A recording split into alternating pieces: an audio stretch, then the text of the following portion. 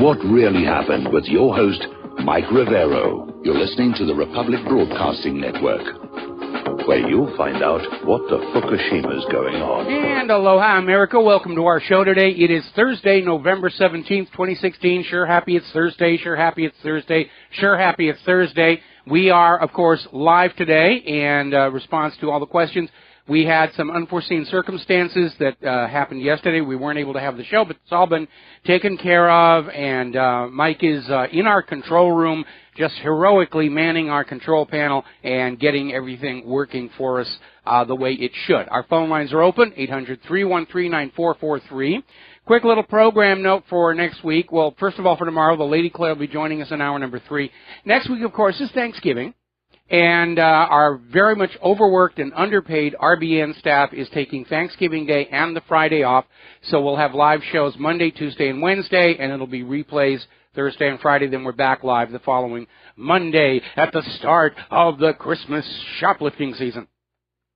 Getting on to the news here, there's a video from YouTube that you need to look at, and it's labeled as Insane Anti-Trump Protesters Admit They're Paid by Soros Threaten FEMA Camps and Extermination. And it's focusing on this one guy who's out there just shouting at Trump supporters, you're all going to be locked up, you're all going to be killed, you are going to die, and, you know, and just behaving like children, really. And for a moment, everybody who's out there on this anti-Trump nonsense and you're getting your, whatever it is, $13, $15 an hour to go out and act like idiots, think about the public image of America that you are televising to the rest of the world. And is this really a good image of not accepting democracy, not accepting the election, of just screaming and crying and violence in the streets? It's not a very positive image, is it? You're not making America look good at all.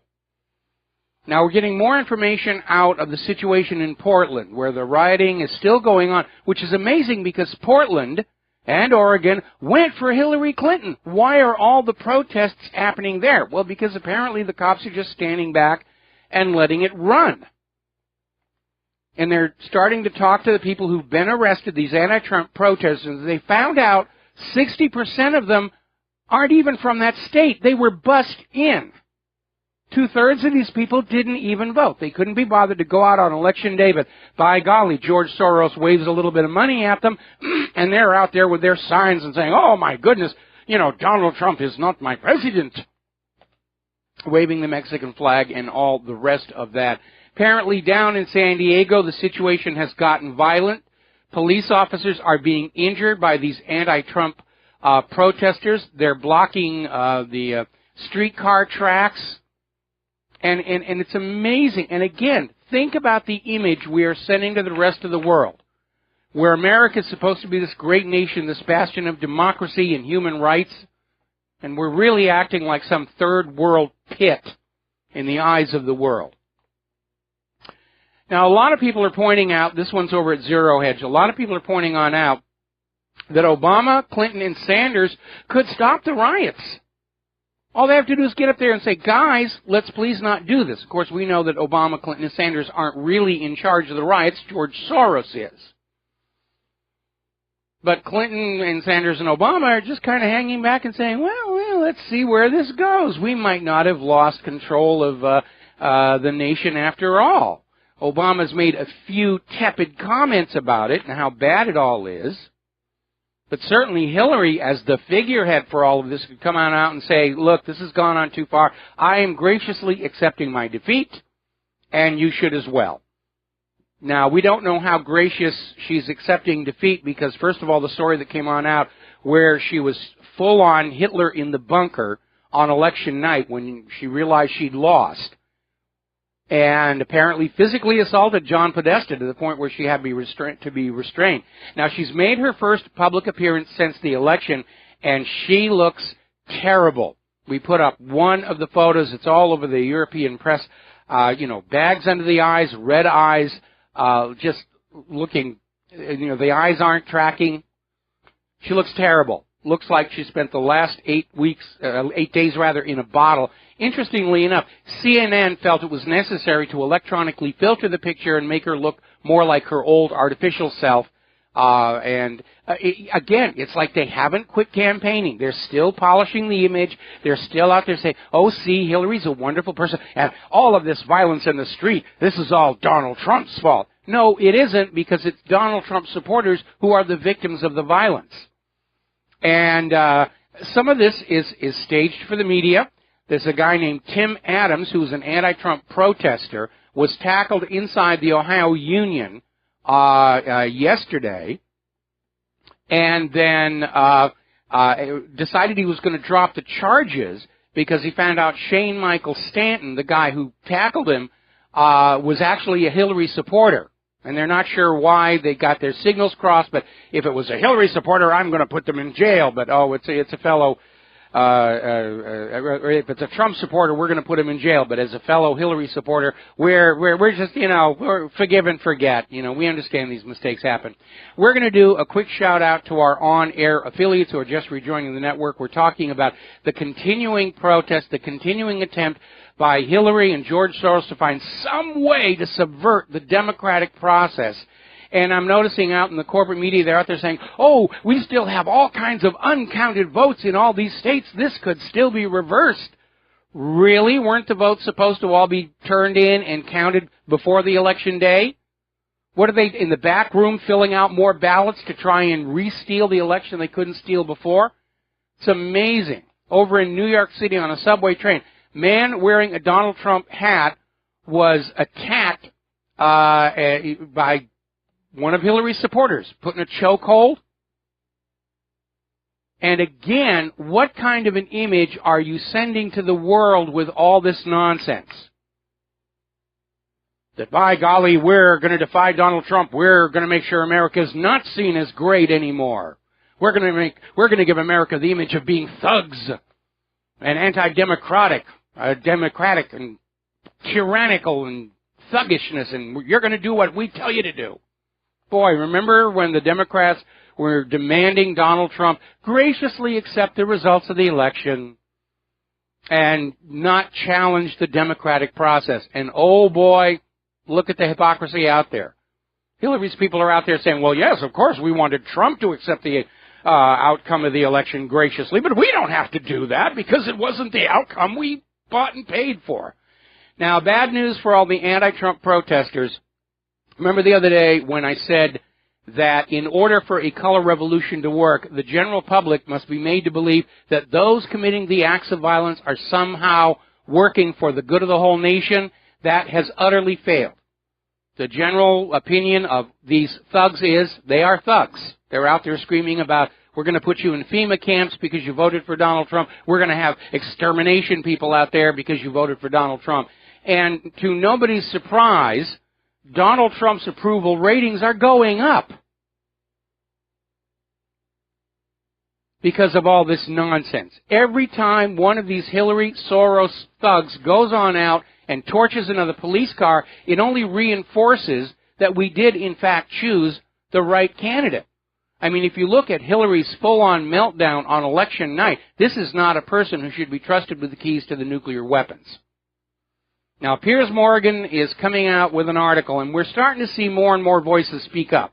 Memo to the millennials, that awful feeling you've got is called losing. And it does happen.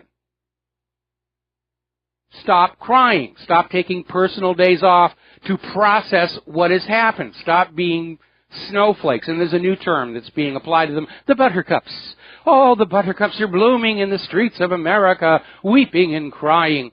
And I don't always agree with everything Ann Coulter says, but she wrote a brilliant piece called Literally Shaking. And she's talking about all these celebrities and movie stars and everything just out there saying, oh, how terrible it all is, and get a grip. And we've noticed it. I mean, we have, unfortunately, in the middle of our decline, become a very vain nation, as evidenced by the selfie epidemic. I must get a picture of me with something important. And we're seeing all these celebrities out there saying, look how terrible you have made me feel because you voted for Donald Trump. How could you do this to me? Well, I'm sorry, celebrities, I don't care how you feel. I don't care what you think. I don't care anything else about you other than what I see on the TV screen and the movie screen or listening to the music. I don't care about what your personal life is like. I have a life of my own. So stop whining. You are not leaders. You are entertainers. Gerald Salente's out there with a video. He's disgusted by Robert De Niro, George Clooney, and Hollywood in general for backing the murderer Hillary Clinton. And I can certainly add my voice to that because it was back during Bill Clinton's term in office when I got blacklisted out of Hollywood. Oh, even if Vince Foster was murdered, we're friends with the power elite. We have to be nice to them and destroy their enemies for them. Now, apparently up in California, there was a white female high school teen was viciously beaten up and stomped on by a black female because the white female was making a pro-Trump text. The black attacker has not been arrested or charged with assault, even though the attack was caught on video. And under current California law, if the victim mentions the race of her attacker, she can be labeled a racist, receive death threats, which is, by the way, already happening. Remember what George Soros said about the black population? They're the easiest of all to manipulate. Okay, now over in Indiana, State Representative Bobby Kaufman is introducing legislation that will reduce state funding to all colleges that were going along with this nonsense about, we're going to give everybody an A because they're traumatized by Trump's victory and you can take the next 3 days off and we're going to have safe rooms and Play-Doh and coloring books for you. That's not what education is supposed to be. And they're calling it the Suck It Up Buttercup bill, and it's probably going to pass because colleges are supposed to educate our people, not indoctrinate them. And we're going to have some very stern reporting about what colleges have been doing a little later in the show. A story coming out of Der Spiegel, an absurd and dangerous president. And I want to read you this line here. The United States has voted for a dangerously inexperienced and racist man, one who was swept into the White House by an army of disenfranchised white working and middle-class Americans. It's a movement that threatens democracy around the world. Okay, Der Spiegel, I have a news flash for you. Working and middle-class people voting for their own leaders is how democracy is supposed to work. Is Donald Trump inexperienced in the ways of Washington, D.C.? Yes, that's why we like him. He's not a career politician. And he's one of the campaigns against the electors is that, he's just a successful businessman who came into politics late in life. That description also fits George Washington, Thomas Jefferson, Ben Franklin, John Adams, all those founding fathers. They didn't grow up inside the government. They were successful businessmen who knew how to make products, how to do business, how to turn a profit, and they got into politics late in life, and they did very well, and so will Donald Trump. Now, the only thing that Donald Trump is a threat to is the established order, the oligarchs, the money junkies, the New World Order globalists. He's a threat to all of their plans to turn all of planet Earth into a single giant human farm where the rich can feast off the human population for all eternity. Now, everybody is out there still pointing fingers. How could Hillary have lost this? We had the public mind brainwashed and all these pretty commercials and all this. How could she lose? And everybody's still trying to avoid the issue of Hillary's career-long criminality. Nobody wants to touch that.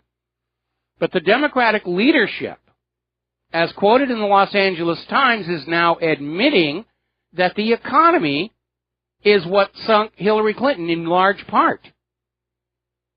Because for the last 8 years, we have seen our standard of living hammered down continually under all these ministrations of this liberal democratic government that was convinced that they could take our money away from us and convince us that somehow it was good for us. And we finally saw through that. Hillary's campaign has a different scapegoat. I'm not kidding you. One of Hillary's campaign officers, Jess McIntosh, told MSNBC's Chris Hayes that Hillary lost because white women have an internalized misogyny. They're self-haters. Remember, we've heard that before with Israel. Oh, the white women hate themselves, and that's why they couldn't vote for Hillary. No, white women took a look at how Hillary Clinton is accepting money from these Middle Eastern regimes that jail, execute, or chemically castrate all of their LGBT, still allow female genital mutilation, no women's rights whatsoever. They saw how Hillary treated all of Bill Clinton's sexual assault victims and realized that Hillary is not a champion for women's rights one tiny bit. That's what happened. The lies came on out. Now we're hearing from within the Trump campaign itself that Donald Trump has already talked to the leaders of more than 24 countries. The New York Times is trying to claim he's only talked to 4 so far. He's not really getting out there. The world is not plugging into the Trump administration. Complete lie. Okay? And in the current media, I mean, Donald Trump can't do anything right. No matter what he does, the media will say, oh, it's terrible. It's horrible. The media is still steaming over the fact that Donald Trump took Melania out to dinner, took his Secret Service with him, okay? And the media was not allowed to go into Club 21 to hover over Trump and Melania while they have dinner. They were kept outside, and they're out there screaming, see, it proves he's not going to be transparent. Well, Donald Trump has basically announced that he is going to refuse the president's salary. He doesn't need the money. He's going to turn it back into the Treasury to use someplace else. I imagine they'll cover the cost of being in the White House because the president actually has to pay for a lot of the things they use in the White House. But over and above that, he's just going to turn the money back in. The media attacks him. He's violating the Constitution. How dare he violate the Constitution by turning his salary back in for the public good? What a terrible thing. Their attitude, he can't do anything right. They won't let him do anything right at all. Let's grab a phone call. Dustin in New Jersey, aloha. Welcome to the show. What's on your mind? Hi, Mike. Lindsey Graham for ambassador of the Arctic with the igloo waiting for him. Oh, that would be good. I still want Hillary Clinton to be ambassador to Libya. The way she looked the other day, or today, oh my God, they'd probably rather fight ISIS. She looked deranged today. I mean, in those photos in the British media, I mean, CNN tried to clean them up, but, I mean, she looks deranged to me. I mean, looking at that face, I would, lock all the doors and bolt all the windows and say, oh, no way, this person's dangerous. Hey, Mike, Der Spiegel is a Marxist, globalist magazine. Angela Merkel is going to lose to that other group because she is just... These people have ruined themselves. You know, do you realize that this is why we're in a dangerous situation? Because they see all the work that they've done and this globalist is falling apart. And this is where we're in a dangerous time right now because they're going to not let up on Donald Trump because they view the United States as when Obama and the Hillary Clinton and the rest of these globalists as the leader in that front, along with Britain, France, and Germany, and Canada. Yep. So they're not going to let up at all, Mike. Well, you know, they've got the Trump victory, they've got Brexit, they've got Frexit, you've got Greece is pivoting to Russia, Moldova is pivoting to Russia. It's all coming apart for a very, very simple reason. Everywhere the globalist agenda has been imposed, the quality of life for ordinary people is driven downward into the dirt. And you can even see it in Agenda 21. Their goal is for everybody on planet Earth to be living in little tiny huts and burning cow flaps and living a primitive lifestyle so that there's more land and wealth for the wealthy to live in their palaces. And by the way, speaking of palaces, I went out on Google Earth to Soros' address where they're having a protest for him on Saturday. Oh, boy, talk about palatial. Man, I haven't seen such mansions since I was working in Europe. Anyway, Dustin, got to let you go. Got to take a break for commercials. We'll be right back. Aloha, America. Welcome back to the show here. John in Hawaii. Aloha. Welcome to the show, brah. What's up? Well, you know, basically a Trump supporter because I'm really afraid of nuclear war with Hillary Clinton, but I'm really concerned about the things that they never talked about my big issue is getting the chemicals and the GMOs out of the food and food-like substances. And I was wondering what your take is on the Trump administration maybe turning us back into more sustainable agriculture, putting more people on the land, smaller farms, et cetera, here and around the world. And I was just wondering what your take is on it. Cause well, first of all, leave out the rest of the world stuff. Because Donald Trump's entire campaign is, we're going to be taking care of America and making it great again, and the rest of the world's going to have to look after itself. I think Donald Trump is going to come down hard on GMO, not for the health reasons, but for the economic ones.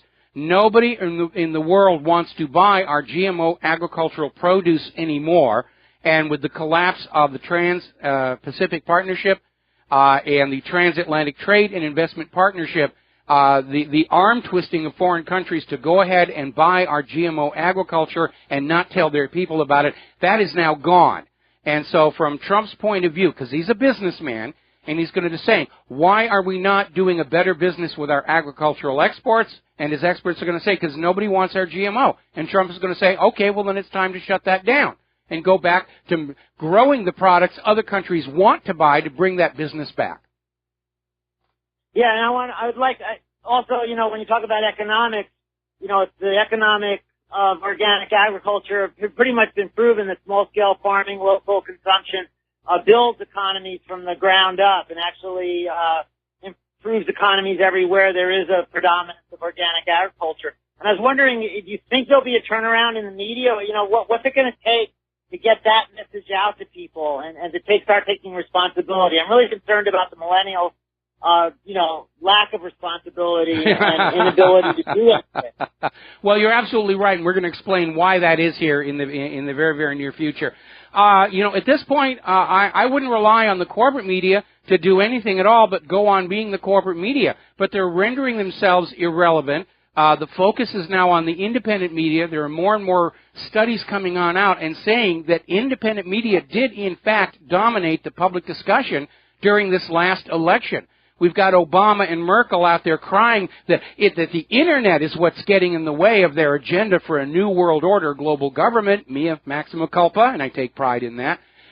So it's going to be the independent media that gets this out there. It's going to be naturalnews.com. It's going to be all of these little websites that are out there saying GMOs are bad because Americans are now abandoning the corporate media. They're coming on over to the independent media to learn what it is that has been hidden from them. And there is a growing cry against GMO. We had Sonoma County in this last election actually passed a bill banning GMO in their county. Now, unfortunately, that bill is not going to stop GMO pollen from flying in on the bees and the birds and the wind, but it's a bellwether that people are turning away from this Franken food. And again, from a purely economic point of view, and Trump is going to want to turn the economy around for ordinary Americans as quickly as he can. He's going to be looking at why are our agricultural exports in such terrible shape, and he's going to be told by the experts other countries do not want our GMO produce.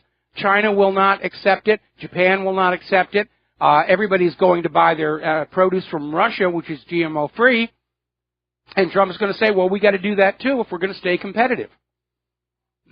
Okay? Okay, I've got a web page where I have a growing guide for the people of Hawaii and really around the world. It's on supernaturalagriculture.net. It kind of explains kind of everything you've just been talking about also. I've seen that website. We've linked to it. We've linked to it as well. Okay, I'm going to have to let you go. I know you've linked to it.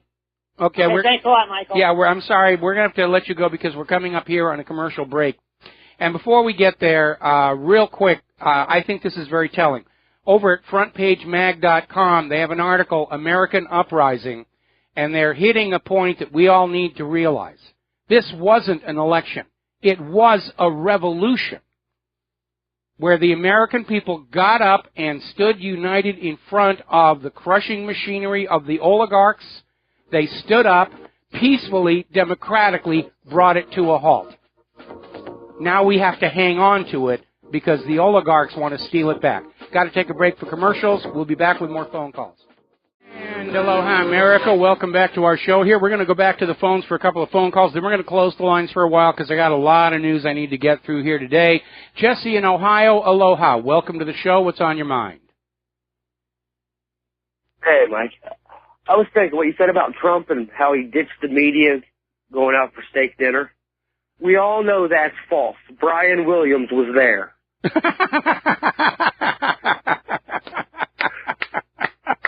Outstanding. Outstanding. I love it. All right, now, on a serious note here, I did experience something just yesterday that I've never experienced before with ID. I just got my driver's license renewed last week, and I went to cash my paycheck at the bank, this third bank. I don't have an account there. It's just where my check's written from.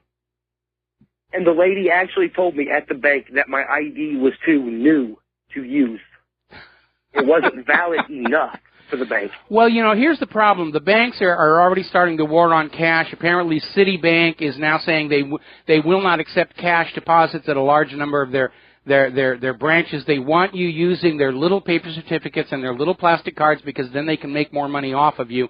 And it's just the way it's going to be. But I think it's absolutely ridiculous. The ID is too new, and I don't think they're really harming their own business, because the frauds are going to be presenting exactly what they need to present to be able to cheat the bank, and all of this security and everything. It's just inconveniencing law-abiding citizens, and it really is completely out of control.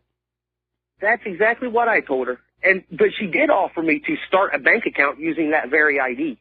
I'm not surprised. She even charged me $4 to cash my check. They would have lost money that way. Well, when you go to a bank that is not your bank and they let you cash a check, there's normally a fee, and that's kind of been. No, this was their bank though. It used to not be that way, but even at Fifth Third with a Fifth Third check, they charged me $4, but I could open a check cashing account that I had to keep no money in, could never be charged any fees. I was like, so basically, you're letting me keep my $4 if I give you my personal information. I mean, if you're getting nothing out of this, what's the point? Well, the point is they're following the rules, and the rules have been designed by somebody to try and keep the maximum amount of wealth under the control of the banks and not under the control of ordinary people. And we're going to see that start to reverse, I think. Yeah, okay. Anyway, listen, thanks an awful lot for the phone call. We're going to switch to John in Barbados. He's going to be our last phone call for a while because I got a bunch of news to get through. John, what's on your mind? Hello, Michael. How are you today? I'm doing fine. Glad to be back on the air, although I did enjoy having a day off yesterday, and I'm certainly going to enjoy the 4-day weekend next weekend. Yeah, well, what I want to do, basically, is to try and tamp down a little on this groundswell of euphoria over the Trump victory, because until December the 19th, nothing is certain. Until that electoral college has actually voted, we don't know what's going to happen. And the Hillary people and the Soros people are going to be doing just like the Brexit. I have that upcoming. I have that upcoming. In fact, there have been some very alarming developments along that line. Anything else, John? Yes, I'm looking at what's happening now in Syria since this phone call between Mr. Trump and Mr. Putin, and things seem to be moving very quickly now. The same thing in Mosul, Iraq. Things seem to be moving very quickly. We could see the end of this whole nonsense before Christmas. Yeah, I would say probably it's going to happen very, very quickly. I mean, Trump's not even in the White House, and already you can see global geopolitics shifting to adapt to his agenda. Well, that's another case in point. If he actually, these Soros people and what have you do actually corrupt the Electoral College, a lot of people are going to be disappointed. Actually, if they try and corrupt that Electoral College, I mean, they think those riots that are bought and paid for by Soros are bad. They could trigger a civil war, because nobody's going to believe the Electoral College was anything but bought, bribed, and coerced. And again, this gets into reasons that I'm going to be detailing here very, very shortly. Okay, so, John, I'm going to let you go here because I need to get into this news here now that you've broached the subject. Now, as you know, they have got a petition put on up saying that the electors have got to pick Hillary Clinton and ignore the will of the people. We, the people signing the petition, carry more weight than the voters. And they've got 4 million signatures, probably 3 million of them are illegal immigrants, and the other million are dead. I don't trust those petition signatures any more than I trust all of those provisional ballots that were coming on in at the last second to try and reverse the result here. Some of the Republican electors are out there saying that while they don't really see the Electoral College going for Hillary Clinton, they could still deny Trump the presidency and attempt to throw the White House to another qualified Republican. And I don't know who they might have in mind. My understanding of the Electoral College is they can't just pick somebody out of the clear blue sky. They certainly can't pick Ted Cruz. He does not qualify to be the president. But if the Electoral College does not come up with a majority for any candidate, then it's thrown to the House of Representatives. Guess who dominates the House of Representatives? The Republican Party. So even if Hillary Clinton hijacks the Electoral College to the point where they don't give the presidency to the man who won the election by the rules everybody agreed to play by, it could still go to Trump. And even Hillary's own people are saying it's a Hail Mary pass, it's a long shot, but by golly, we're going to do that because we're not ready to give up access to the nation's wallets and all those soldiers that we're going to be playing empire with here. But it is rather obscene here to see all this going on. And the entire argument under this new campaign is all about saying that Donald Trump isn't qualified to be in the White House because he hasn't been a lifelong politician. That he's a successful businessman who came to politics very, very late in life, and therefore we should ignore him. But again, that description of a successful man who got into politics late in life also applies to Thomas Jefferson, Benjamin Franklin, George Washington, and John Adams, and they worked out really well, I think. Basically what these Republican electors are saying, we don't want Trump because he's not one of us. He hasn't been to the secret meetings. He hasn't been up to the grotto. He hasn't been through the initiation rites. He's not one of the clique. Well, too bad here. We are now getting reports that some of the electors are already being threatened with death. That if they don't vote for Hillary Clinton, they and their families will be killed. It's an intimidation campaign, and it's been made worse by the fact that somebody posted all the personal information of all the Electoral College members on the Internet. Their addresses, their phone numbers, everything. And that's an intimidation campaign. And because of it, if the Electoral College does something bizarre, nobody's going to believe it's for the good of the nation. It's just the oligarchs trying to regain control, and that could trigger a civil war. Now, this might be a good time for all of the patriot militias, the real ones, not the fake ones set up by the FBI to wag at us in the newspapers, but the real patriot militias to just politely and gently offer their services as guards around the homes and offices of the electors between now and the 19th. Because after the 19th is over, carrying out any death threats is kind of pointless. But that's how serious they are about trying to get this back here. So looking at this Republican effort to get Trump out, but not necessarily Hillary is in, what is the agenda? Well, the agenda is the war between Donald Trump and the neocons, because the neocons still want their war agenda to move forward. The project for the new American century, 100 years of unending war to make America ruler of the world, no matter how many of your children have to be killed and crippled in the process. And that's what's behind all of this talk about denying Trump the presidency in favor of some other Republican. Now, John McCain, songbird to his fellow veterans from Vietnam, is out there demanding to Donald Trump, don't you dare make peace with Russia. Don't you go do that. Don't you dare make peace with Russia. Do you know how hard we've worked to get to the edge of a new world war? How dare you throw that away? Now, Donald Trump is making good on his promise to drain the swamp. And he's angering a lot of people, and that's another reason we got to be very careful for his safety, because he's going into office having angered as many entrenched groups, entities, as John F. Kennedy. Donald Trump, as you know, demoted Chris Christie, have thrown out all of Christie's nominations. And by the way, the rumors are still flying. The media is going to put out, oh, Senator Cotton's going to be Secretary of Defense. Well, how dare he do that? In order to have fodder to go after and bash Donald Trump, even though Trump hasn't actually said anything one way or the other. But one thing Trump has said, anybody working in his administration, if they have any contact with a lobbying firm, they must terminate their employment, get rid of their stocks and other investments. They have to be completely clean and economically isolated from the lobbying firm. So far, so good. Here's the icing on the cake. As a requirement to serve in the Trump White House, you must sign a contract that you will not work as a lobbyist for 5 years after leaving the White House. And that is going to cause a lot of people to withdraw their applications to work in the Trump White House, because that lobbying is the icing on the cake. That's where they make the money. They'll work for a presidential administration. They'll leave and immediately get a job as a lobbyist for 4 and 5 times the money. That's the payoff right there. And if they're not going to be able to get the payoff, they're just not going to bother.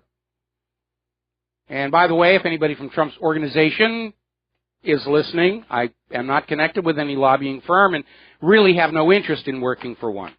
Not just for 5 years, but ever. Now, because Donald Trump is turning away from the neocons, turning away from the lobbyists, turning away from the establishment business as usual politicians, he's actually having trouble finding people to staff his White House. And there's an article that came out of mycatbirdseat.com saying, can Trump find enough fresh thinkers to do the job? In other words, can Trump find enough people who are outside the system and still qualified to do the job they need to do to staff his administration and his cabinet? Because he doesn't want to be infiltrated by the neocons and the old guard, and he doesn't want his administration hijacked to continue the policies of the globalists and the money junkies. So I can imagine it's very, very difficult finding people who are not compromised or otherwise influenced from the old corrupt political regime.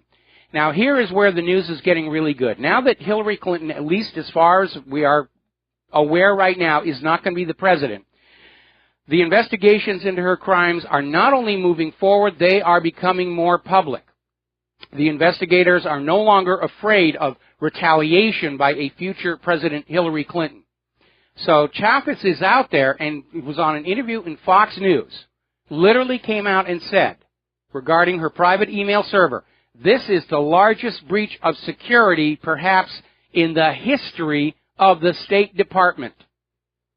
Now, you think about that. Chaffetz is basically saying what Hillary Clinton did as Secretary of State represents the biggest breach of security in the entire history of the U.S. State Department. And that, of course, gets back to my suspicion that Hillary Clinton as Secretary of State was repeating the Clintons' 1996 Chinagate scandal, selling U.S. secrets to foreign interests in exchange for donations. So good luck to Chaffetz. I'd like to see Chaffetz as head of the FBI. Looks like Trey Gowdy's going to be Attorney General. I'd like to see Chaffetz as head of the FBI. Donald Trump will sit up there in the Oval Office and say, sick 'em, do your job. And apparently enough people are worried about this where Jesse Jackson is now out there saying that President Obama needs to give a blanket pardon to Hillary Clinton for all crimes known and unknown.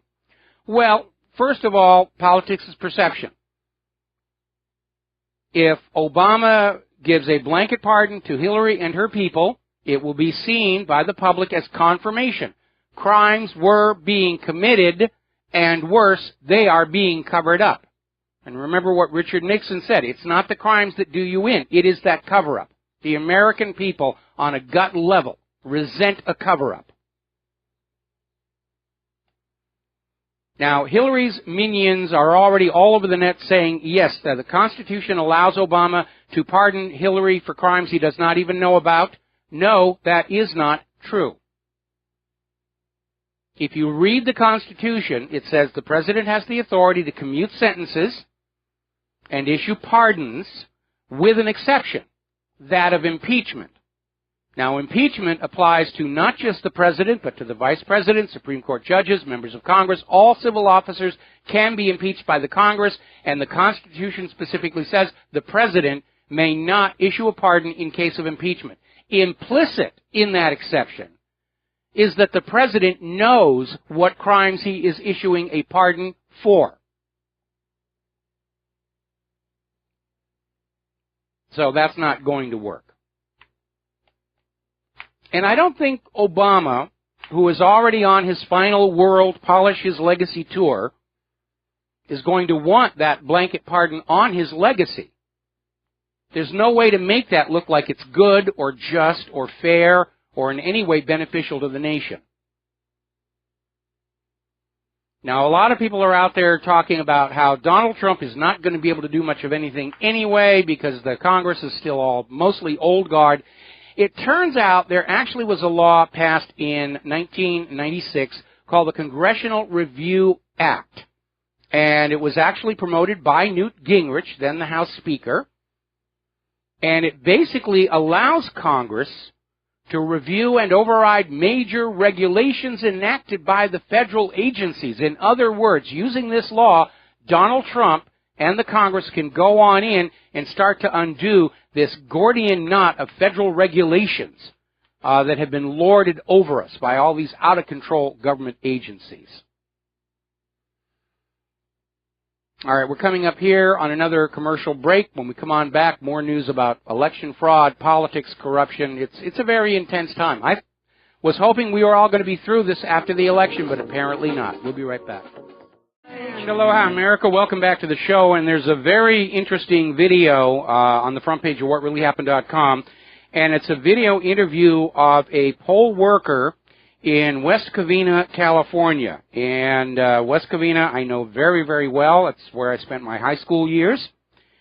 And this poll worker is talking about how on election night, people were coming in to vote, and they were told they couldn't vote because the computer was showing them as having voted by mail. And these people were all saying, no, we didn't apply for vote by mail. We didn't do any of that stuff. You know, we've always voted in person. Why did this happen? And it was almost 1/4 of the total number of voters. And this poll worker started calling around friends who were poll workers and found this was happening all over the state of California. People were coming on in, they wanted to vote for Donald Trump, and they were being told they couldn't vote because the computers said they had already voted by mail. Massive fraud. And the interesting thing is, this poll worker complained to her supervisor and basically got the brush off, saying, well, yeah, we know it's an issue, we're concerned about it, but, just go back and do your job. If there is one lesson we need to take out of the 2016 election, it is that the current system is a complete shambles. It's a joke. It is set up to allow the oligarchs to maintain control. Our elections are as crooked as those in Stalin's Soviet Union. And that has to change. We have 2 years to bring about a major overhaul of our election system into something we can all trust. And I've already put together a good foundation for how we can verify the election count from the precinct right up to the national totals. And we need to move forward on that, or the oligarchs are going to steal it back, one way or the other. Now, as I said before, Obama is on his polish the legacy tour all over Europe, and I don't know where else he's going. And he's being met with protests. Apparently over in Greece, he was greeted with signs that have a Greek sentiment, earth nor water for the murderers of the people. And apparently the Greek government, in response, has now banned all demonstrations. It's a little late. Obama's already up in Germany. But refresh my memory, wasn't Greece supposed to be the cradle of democracy, where this idea of self-rule by the people originated? Now, there's an article over at KateHahn.com, The Mystery of Obama's European Tour. And they're talking about how Obama is running all over Europe. He's talking to all the NATO countries saying, don't worry, nothing's going to be changing. And Obama is out there trying to convince the Europeans that Donald Trump is not going to take any radical measures affecting stationing of U.S. troops in Europe and the continuance of the U.S. basically underwriting three-quarters of NATO. Why this is a problem and a concern after station identification. And aloha, America. Welcome back to our show, hour number 2 here, and continuing on the story, the mystery of Obama's European tour, where Obama is apparently, everywhere he goes, is telling everybody, don't worry, nothing's going to change. Trump is not going to change anything, or at least that's what he's saying publicly. And the first question is, how can Obama presume to speak for President Trump? He can't. And it almost seems like his real message to Europe's leaders is not to worry, Trump isn't going to be president for very long, if at all. Trying to keep things where they are now, because since Trump won the election, we're seeing seismic shifts in the geopolitical realities around the world, and Obama is trying to stop that. Obama is trying to undermine President Trump. And it's very, very worrying. Now, over at the Guardian newspaper, and you're going to love this one, the Guardian newspaper has declared war on Donald Trump. They're not even going to try and say we're being fair, we're being honest, we're objective. No, this is war. We, the Guardian, hate Donald Trump. And here's where it gets weird. The Guardian is soliciting donations in order to hold the new administration to account. The Guardian is asking for donations. I knew the independent media had the corporate media on the ropes. I didn't think it was that bad, where now they're having to ask for donations to keep running. Wow. That's something. Now, over this last several months, we saw our media and our politicians get into this habit. No matter what was going on, it was all Russia's fault. Hillary's crimes exposed, oh, Russia did it. Pay no attention. Hillary's sinking in the polls, oh, it's all Russia's fault. Waxy yellow buildup in your kitchen floors, that's Putin. He's been messing the corners for you. My hair is falling out, oh, that's Russia. That's definitely Russia. And it seems to have spread all over the world, because over in Germany, their head of intelligence, Hans-Georg Maaßen, is saying that Russia is spreading toxic lies to get Merkel out of office. It's all Russia's fault. The fact that Angela Merkel has wrecked Germany with this refugee nonsense and allowing Germany's economy to be pillaged and looted to prop up the rest of the EU, it's got nothing to do with it. Oh, no, it's always Russia. It's always Russia. Up in Brussels, same exact thing. The European Union chiefs are saying that all this talk about Euroscepticism and exit and everything, no, it's just Russian propaganda. All the people of Europe love being enslaved to Brussels. They love being debt slaves to the European Central Bank. I mean, they tried to blame Vladimir Putin for the Brexit vote, the Scottish independence bid. They're now trying to say that WikiLeaks is a Russian propaganda outfit. European Union, meet shark. Shark, meet European Union. European Union, jump over shark. They've taken it to a ridiculous level where everybody's just going to be saying, come on, guys. It's just ridiculous.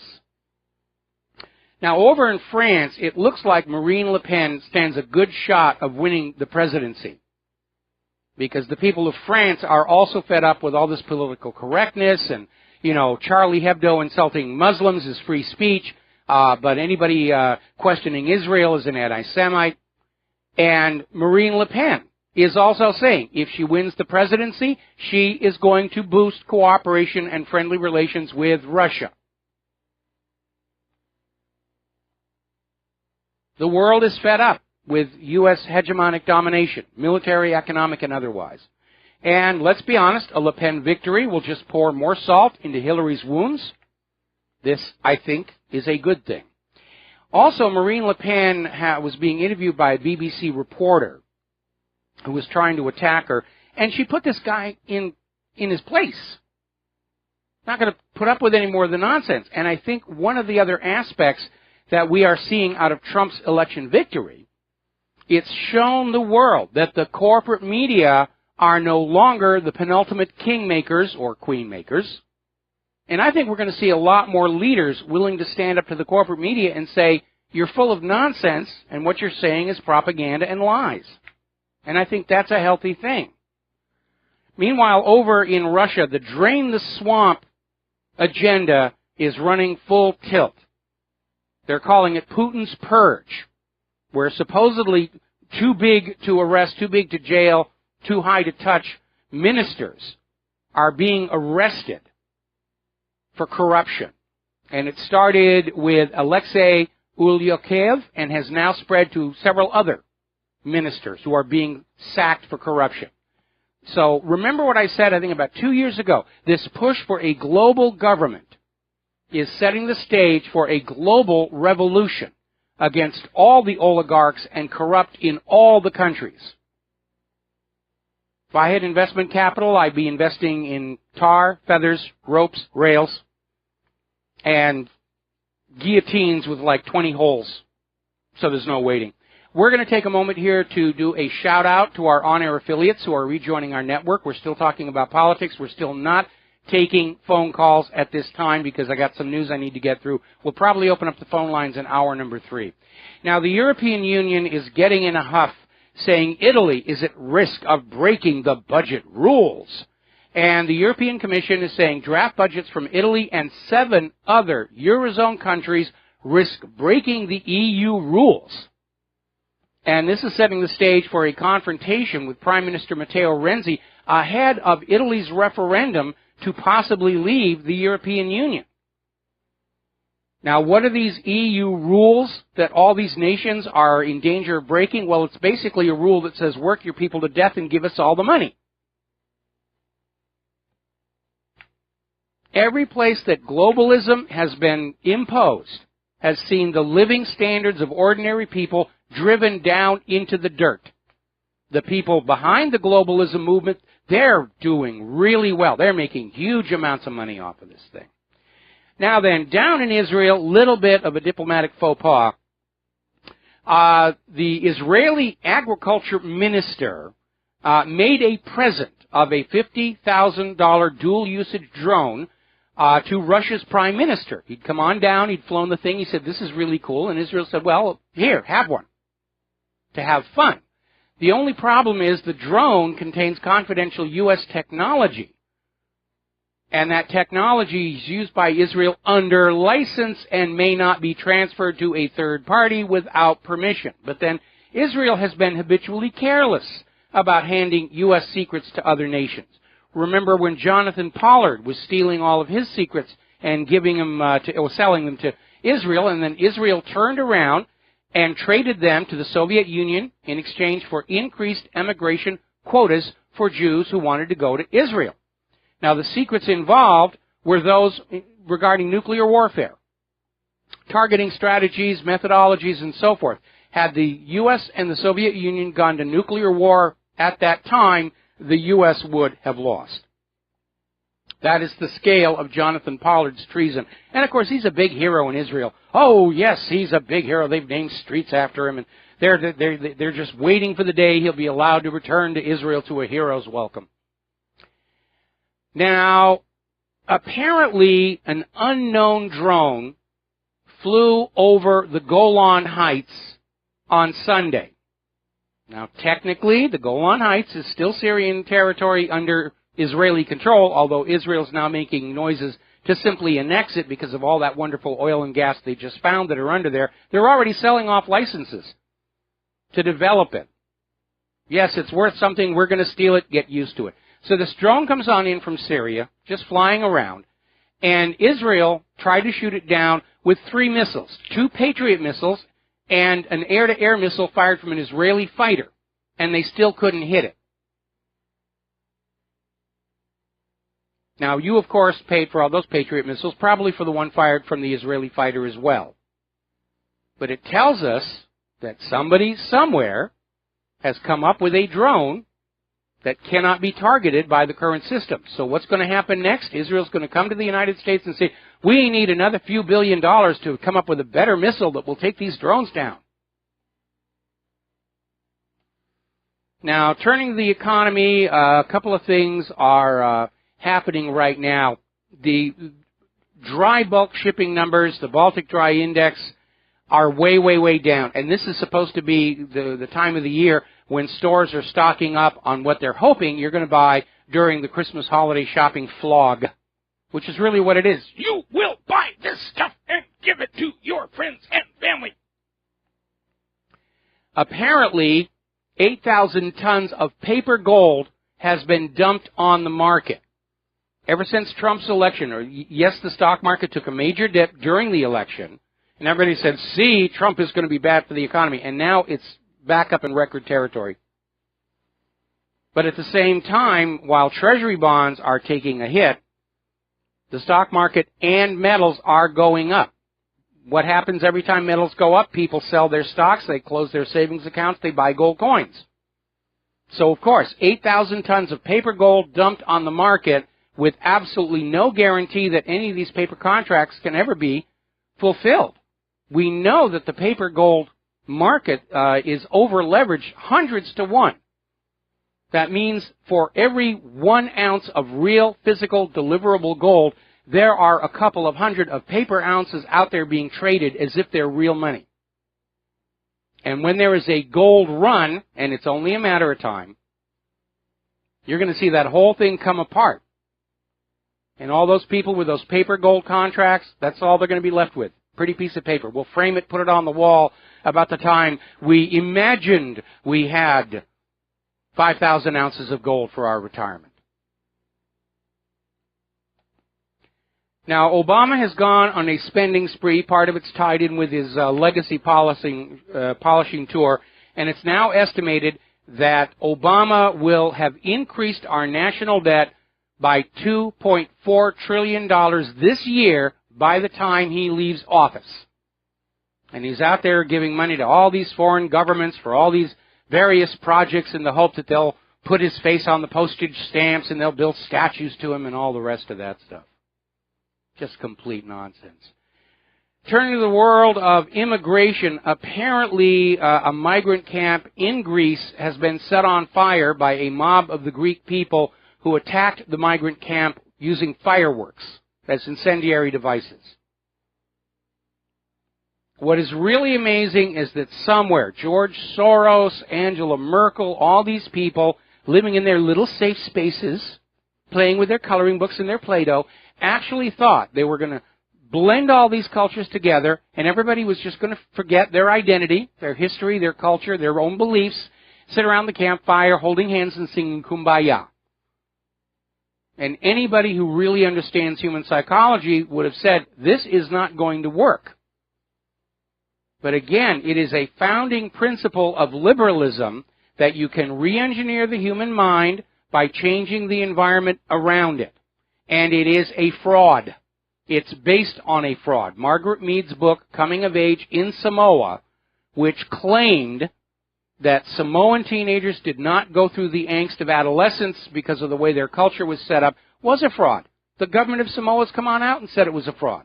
The government of Samoa held hearings. They actually found the 2 young women that Margaret Mead had talked with and said, yeah, Mead was asking these questions and we just said yes to be polite. And the entire liberal philosophical agenda is based on a flawed foundation. And that's why they keep making these huge, hideous, miserable mistakes time after time after time. Now, Obama is in Germany right now telling the German people they should be grateful for Merkel's migrant policy. She's been outstanding, in the pursuit of a global government and a new world order. Well, the German people don't want that. And Merkel is still being advised not to even try running for re-election next election, because she's going to get a real drubbing. Political correctness, still all over the place, need to deal with that. Up in Sweden, they have established a hotline so that women who are feeling traumatized by mansplaining, because a man had to explain something to them, can report them report these men for mansplaining and get therapy for their trauma. Now, let me share something with you. When you go through life, you are going to meet people who will know more than you do on certain subjects. You will meet other people who know less than you do on certain subjects. And it is part of the altruistic sharing among humanity that when we see somebody who doesn't know as much as we do, we will share that with them. And it does go in both directions. Leave it up to the liberals and the feminists to make the act of a gentleman explaining something to a young lady as some kind of an abusive, politically incorrect affront or offense. They're taking the most basic, natural human behaviors and they're trying to turn them into something evil for political correctness or to support the pharmaceutical industry here. Now, here is a story I want you all to pay attention. This came on out of brobible.com. There was a study that was done. Basically, they came up with this test that was given to millennials all around the world to survey which nation had the best trained millennials in terms of seeking jobs and contributing to their economy. And get ready for what may or may not be a surprise to you. American millennials are the most useless population in the world. This test was given to people aged 16 to 34. I took the test myself. It's extraordinarily simple. You have to imagine, why are they even testing for this? Everybody should know this. But this ETS study came on out and found the following. In literacy, U.S. millennials scored lower than 15 of the 22 participating countries. Only millennials in Spain and Italy had lower scores. In numeracy, which is the ability to apply mathematics to everyday situations, U.S. millennials ranked last, tying with Italy and Spain. In PSTRE, problem solving in a technology-rich environment, U.S. millennials ranked last, tying with the Slovak Republic, Ireland, and Poland. The youngest segment of the U.S. millennial cohort, 16 to 24-year-olds who could be in the labor force for the next half century, ranked last in numeracy along with Italy and among the bottom countries in PSTRE. In literacy, they scored higher than their peers in Italy and Spain, but lower than everybody else. Top-scoring U.S. millennials in the 90th percentile scored lower than the top-scoring millennials in 15 of the 22 participating countries and only scored higher than their peers in Spain. Low-scoring millennials, those in the 10th percentile, ranked last, along with Italy and England, North Ireland, and scored lower than millennials in 19 participating countries. Now, what's going on here is our kids are being given diplomas by colleges as a lure to get them into that student loan debt trap, but they're not actually getting anything useful out of it. They've got degrees in indigenous women's interpretive dance, and they know how to use a cell phone and take a selfie, and they supported Israel. They support Hillary. They have participation trophies. They believe they're exceptional. They're not. Thank you, Common Core. And this goes right to the heart of something I was saying the other day. Back in the 1960s, liberals really did represent the intellectual elite. But since then, anybody who's insecure about how smart they are just grabs onto that label, liberal, and then they can say, I'm a liberal, therefore I'm smart and educated, and that's all I need to know. And yet my experience in talking to liberals over this whole Trump-Hillary campaign is they're very uninformed, they're very narrow-minded, they think that watching TV news tells them all that they need to know, and that if they don't know something, it's not important to know. They are, in other words, arrogant in their ignorance. And this ETS study is a wake-up call. And that's going to be a big problem for Donald Trump. Our young people really have been dumbed down. They can't hack it in the modern technological global marketplace. We're going to take a break for commercials. We'll be right back. And aloha, America. Welcome back to our show here. We're getting a story now that reporters are being attacked at the anti-Trump riots and told not to film them. And I think it's because they understand when people actually see these rioters, it's not presenting a sympathetic image. And apparently the protesters are at the point where they're literally handing out leaflets to people saying, do not record what we're doing. Apparently they're very angry that somebody was reporting 60% of the Portland protesters had been bussed in from out of state. They don't want any immediate first-person evidence of what's going on so that the corporate media can say, oh, it's a very polite, well-ordered demonstration of First Amendment rights and outrage and blah, blah, blah, blah, blah, blah. Not that anybody's listening to the corporate media any longer. Now then, James Clapper has announced that he will resign as U.S. Director of National Intelligence at the end of the Obama administration. And, of course, Clapper carries with him into his historical legacy the revelation by Edward Snowden that the NSA has been in complete violation of the 4th, 5th, 9th, and 10th Amendments, spying on law-abiding American citizens and hopelessly unable to actually find any real terrorists or ransomware writers or cyber criminals. So long, James. Don't let the door hit you on the way out.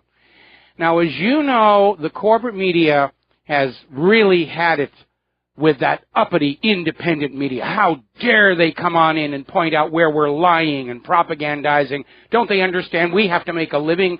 We have to make payments on those supercars and those mansions that we live in.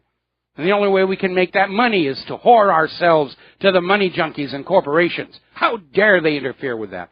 So they're launching this campaign to declare anything that is not on their corporate media outlets is fake news, and that everyone should believe them. Now, they've already had to backpedal, because the first response that came on out was to remind the corporate media that they were out there claiming that Saddam Hussein had nuclear weapons, that Assad was using sarin gas on his own Alawite supporters, and throughout history, torpedoes in the Gulf of Tonkin, Spanish mine in Havana Harbor, Lusitania carrying weapons, and on and on and on. So now the corporate media is saying, well, we've made some mistakes, and they're honest mistakes, but really, you go out to that independent media, you're going to see absolute fringe, kooky, completely fake news, like Vincent Foster was actually murdered, and the sun controls climate on Earth, and just complete, utter nonsense like that. Donald Trump has already stepped to the fore to defend the independent media, knowing what he owes the independent media, and he's blasting the corporate media and saying, you're the ones spreading the fake news. And he's absolutely right. And the fact that he's got Bannon as his chief policy advisor signals the corporate media is now out and the independent media is in. Now, Google and the corporate media have now launched an attack on all independent media. Gosh darn, we're going to, anything that's fake, we're going to withhold our advertising. We're going to block the links to them. And, of course, they're arrogating to themselves the right to decide what is fake and what is not. What is real? Well, humans are warming the earth. Saddam had nuclear weapons. There's only 5% unemployment. What's fake news? Well, there's almost 100 million unemployed Americans. That's got to be fake. We can't let the American people say that. Climate is dominated by the sun, and the sun is right now in the middle of a cooling phase. Can't let the American people see that. That's got to be fake. It's flat-out censorship. It's a violation of our First Amendment rights.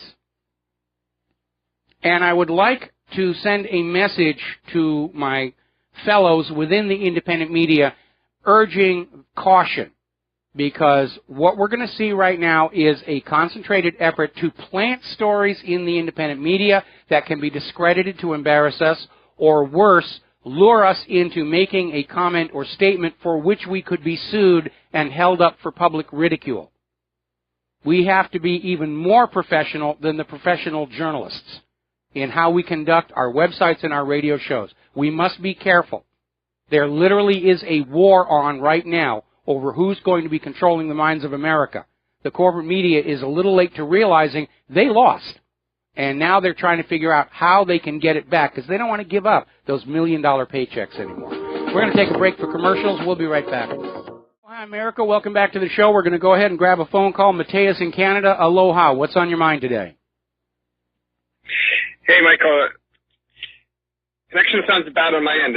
Can you hear me okay? I can hear you just fine. Okay, that's good. So regarding electors, until we get past that process, it's still a relevant topic, and we need to stay on top of it in case they try to pull some funny business. So I just want to give my analogy on hang on. How electors work. Hang on. Were you not listening earlier in the show? The Hillary's supporters are threatening the lives of the electors. If they don't vote for Hillary, they and their families are going to be killed. Somebody has posted all the personal information on all of the state electors online, where they live, where they work, their phone numbers and everything. I mean, it's a very, very serious situation out there.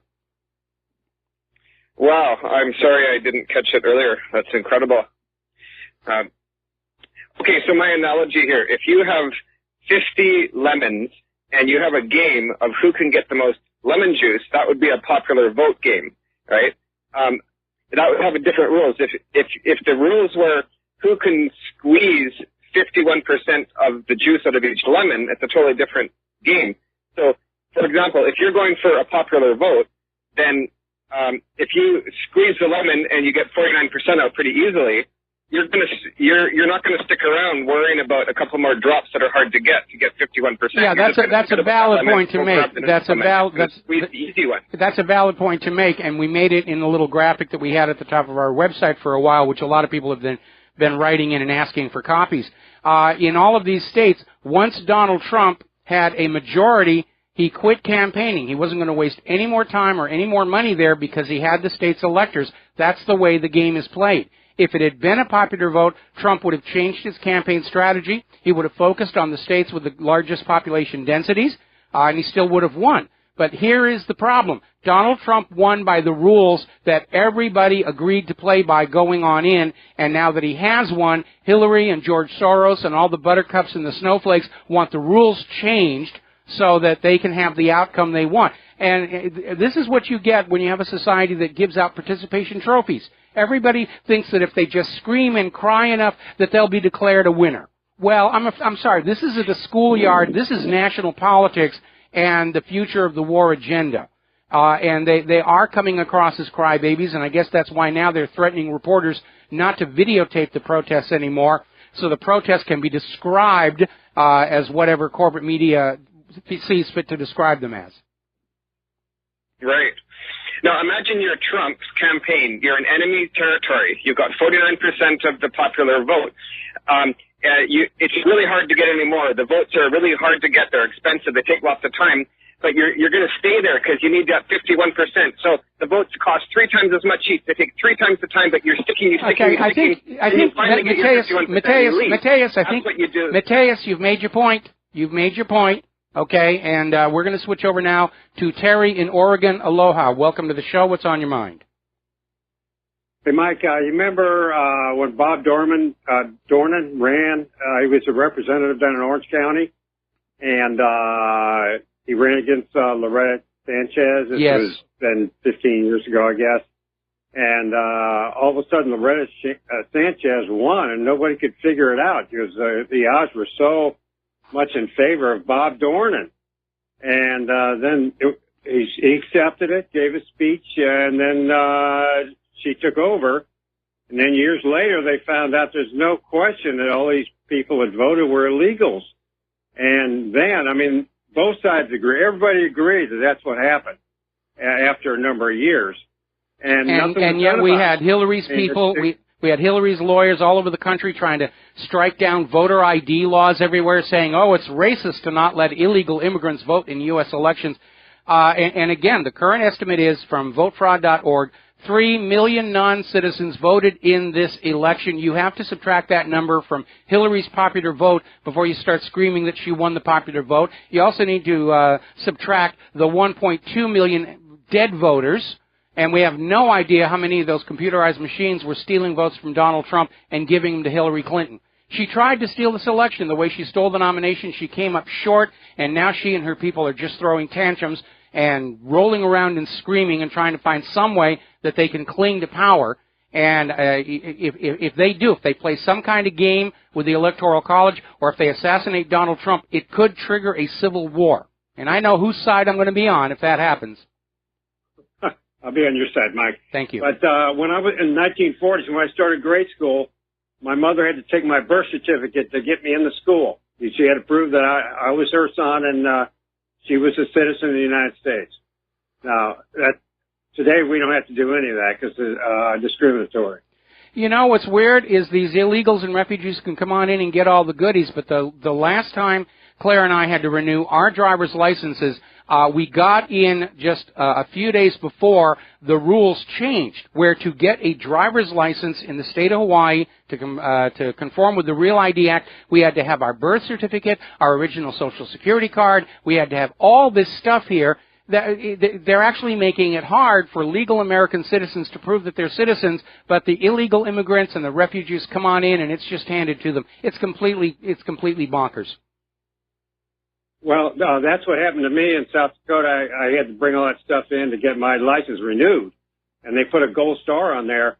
And at the time, I thought this is the way that the feds want to get a national ID card. They want the states to verify everybody and an ID card to keep track of you. And then, of course, it was all reversed after that. Okay, Mike, I made my point. I appreciate your show, and we'll talk to you later. All right, thanks. We're going to take one more phone call, then we're going to go back to the news for a little bit here. Michael in New York, aloha. Welcome to the show. What's on your mind? Michael, yes. Aloha, Michael. Yes, unfortunately, civil war looks inevitable, and when it breaks out, all the patriots should wear the Star-Spangled Banner on their arm, and then we'll know who's who. So we can take out the enemy all the way to Obama and the Clintons and the Bushes. They all got to get cleaned out. But I'm calling specifically about after the election, the media propaganda machine kept hyping how Clinton took the popular vote, which, of course, is pure nonsense. And I even believe here in New York, they stole New York from Trump as well. Outside of the city urban areas, Trump had all the votes for the most part. So at this point, wondering, okay, you know, they're trying to make it look like she got the popular vote. Here's the reason why. It's keeping their foot in the door on the election, trying to finagle some kind of maneuver before he gets sworn in so that they can sway the electoral college most likely. And, of course, I can't see it flying, but look how divisive and persistent they are with trying to steal this country, our government and our country out from the people's hand. Well, remember what John F. Kennedy said. Those who make peaceful revolution impossible make violent revolution inevitable. History certainly vindicates that or validates that time and time again. I don't want to see that in the streets of America, but we have never seen such obvious attempts to hijack the election by a sore loser. Richard Nixon, when he had his election stolen by John F. Kennedy, even he understood that attempting to challenge and contest that could have resulted in serious damage to the nation, and he stood down. In this case, the person who tried to steal the election has lost and is still trying to contest the election. Have you noticed how, with all the talk about popular vote this and all the rest, and how bad Trump is, Hillary has not asked for a recount anywhere. She's not asked for an investigation into election fraud because she knows if there ever was a recount or an investigation into the election fraud, it would reveal that Hillary and her people were the fraudsters in this election. I mean, down in Florida, DNC lawyers that are there for Debbie Wasserman Schultz, are trying to deflect a class action lawsuit by Bernie Sanders supporters who are demanding a refund of all the money they gave to the Democratic National Committee on the premise that the Democratic National Committee was going to go along with the will of the rank-and-file Democrat voters, which was Bernie Sanders. And the DNC lawyers have admitted in court, of course we sabotaged Sanders and we gave the nomination to Hillary. And those Bernie Sanders supporters should have known that. They were just being dummies not to understand what we're doing. Therefore, they're not entitled to a refund. So you have the DNC admitting that Hillary Clinton should not have even been on the ballot. It should have been Bernie Sanders.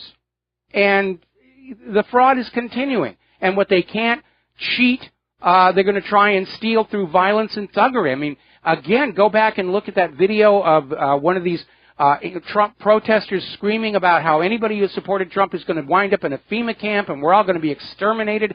I mean, this is right out of the rise of Adolf Hitler in Germany with the brown shirts threatening anybody who questioned Der Führer.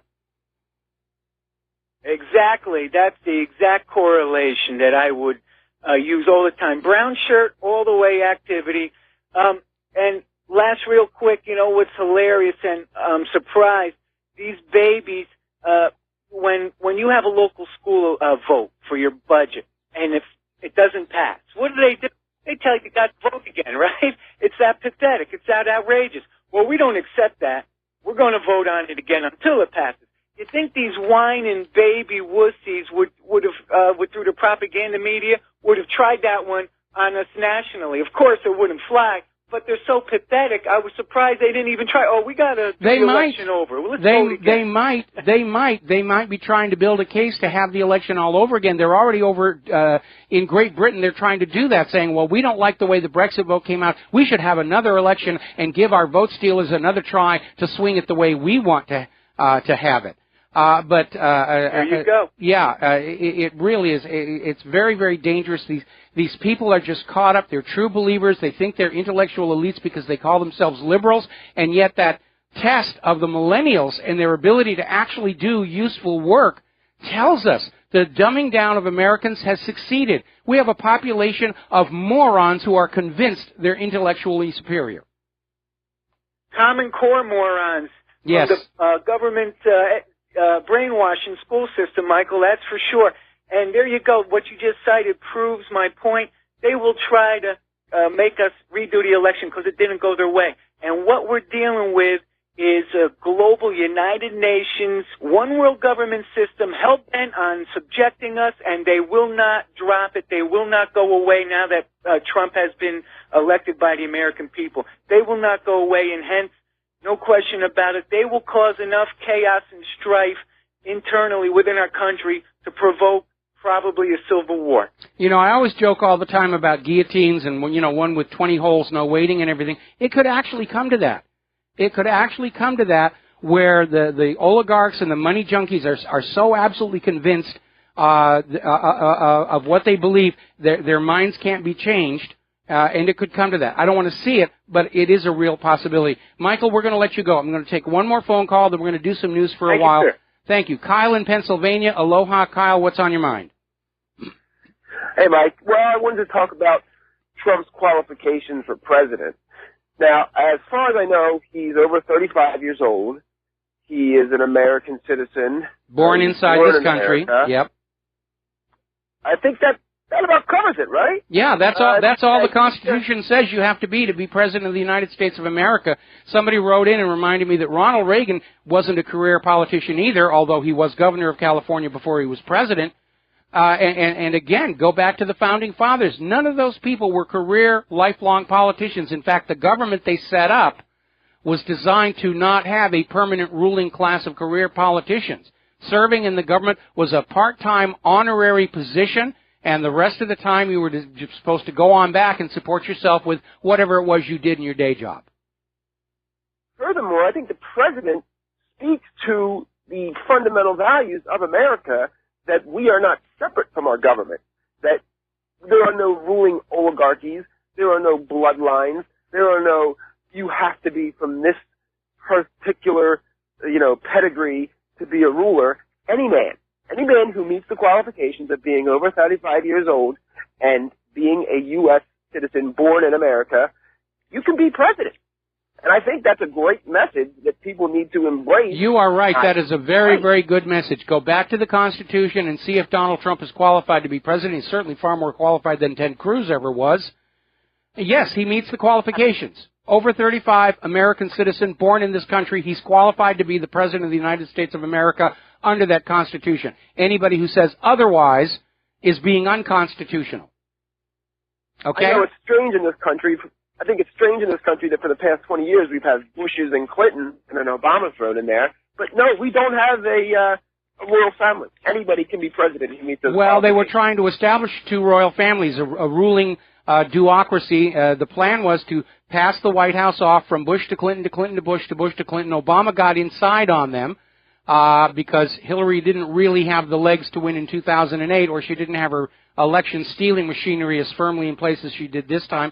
But she lost, and it's time for Hillary and her people to say, we lost. We had the election by the rules everybody agreed to play by ahead of time, and Donald Trump won, and you have to get used to it. Anything that you do that tries to change that outcome is treason against the United States, it's treason against the American people, it's treason against the Constitution, and nobody is going to believe that the Electoral College has any kind of a moral right to say, well, we have decided over the American people that Donald Trump can't be president, and we're going to give it to Mitt Romney, or we're going to give it to Ted Cruz, or failing that, Hillary Clinton.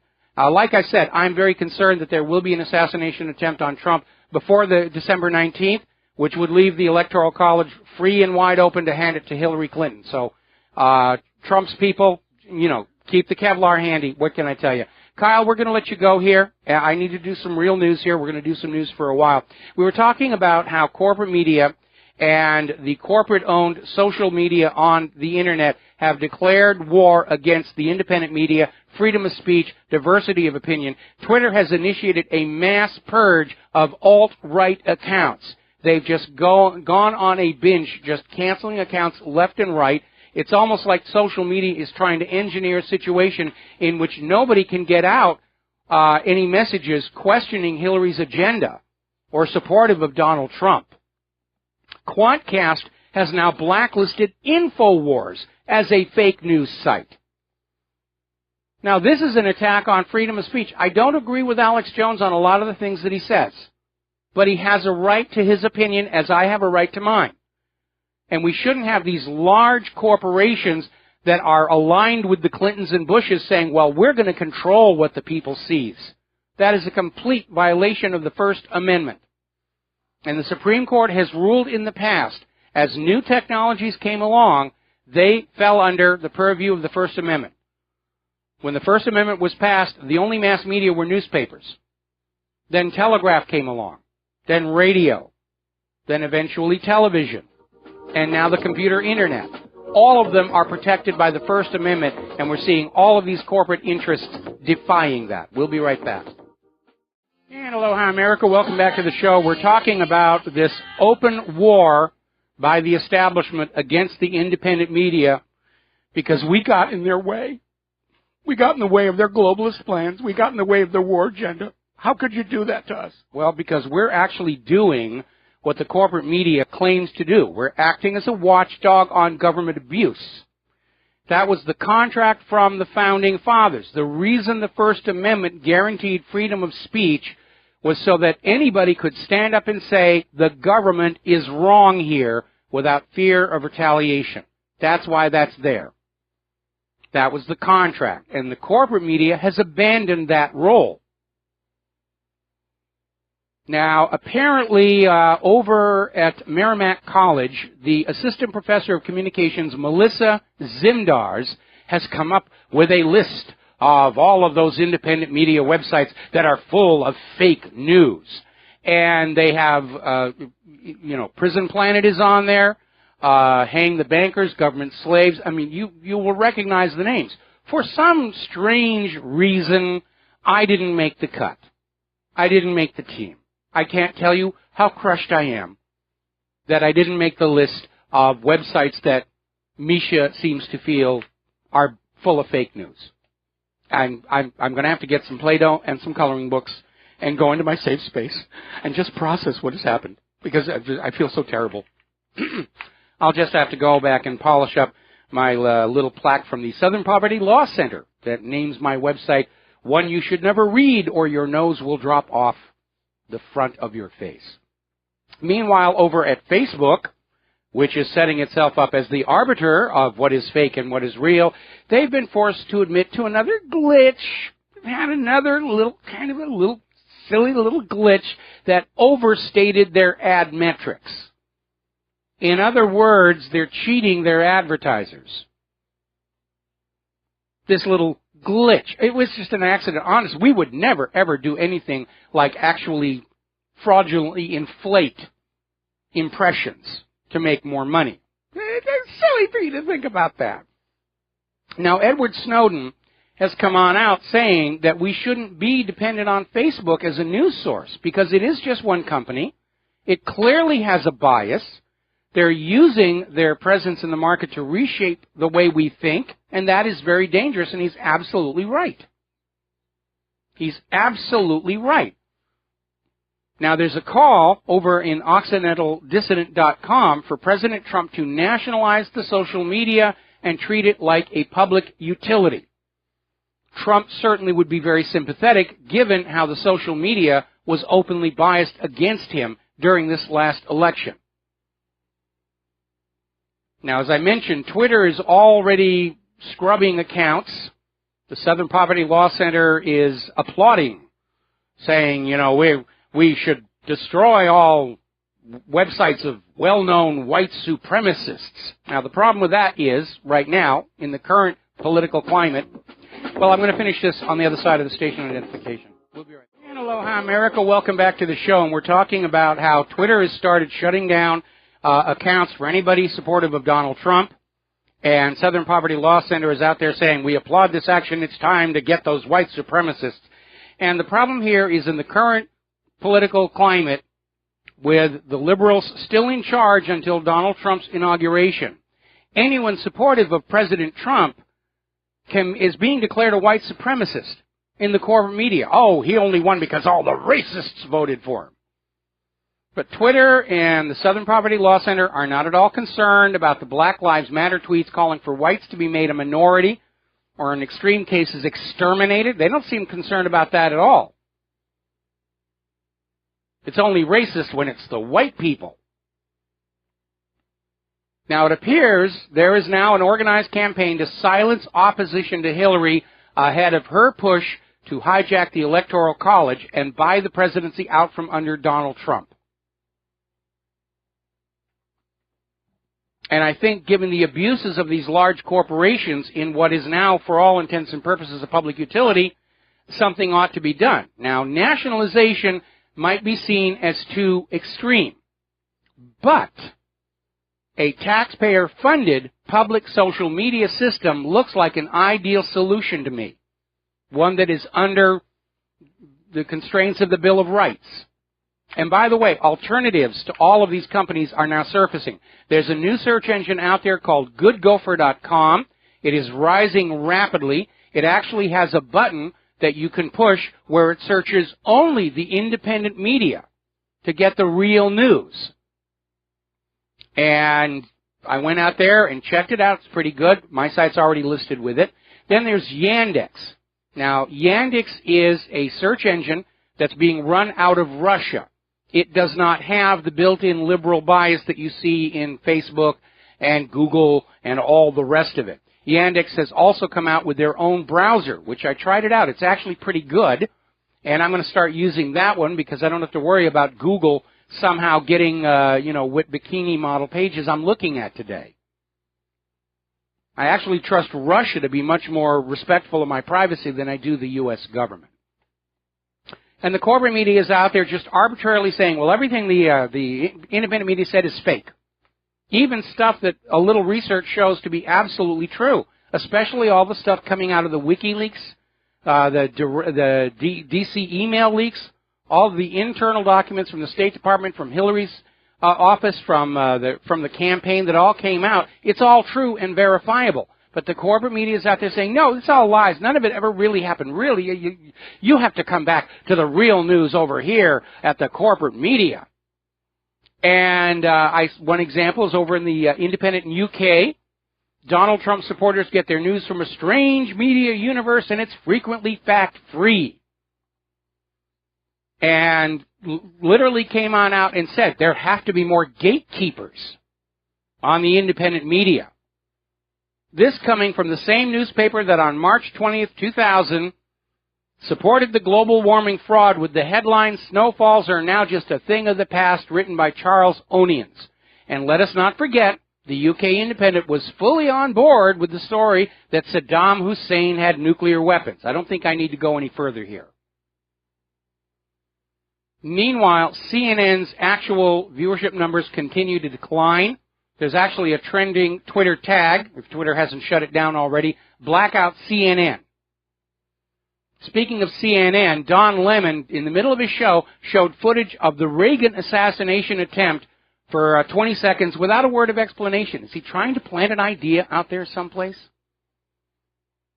Over at the State Department, John Kirby decided that he was going to declare Russia Today not real media as well. And basically, Kirby was out there accusing Russia of bombing hospitals while saying he's not accusing Russia of bombing hospitals. Russia Today said, can you tell us what hospitals are involved? Kirby said, well, no, I haven't seen the bombed hospitals. I can't name the hospitals. I don't know the sources we got this from. And then he says, Russia Today is not a credible news organization. Then another reporter from another media outlet tries to tell Kirby it's a legitimate question. And he loses it, loses his temper, shouts insults at everybody. It's just absolutely insane. Glenn Beck is out there saying, we're racist if we accept Steve Bannon in the White House. That's become the catch-all phrase. If they don't like you, if the liberals don't like you, you're being a racist.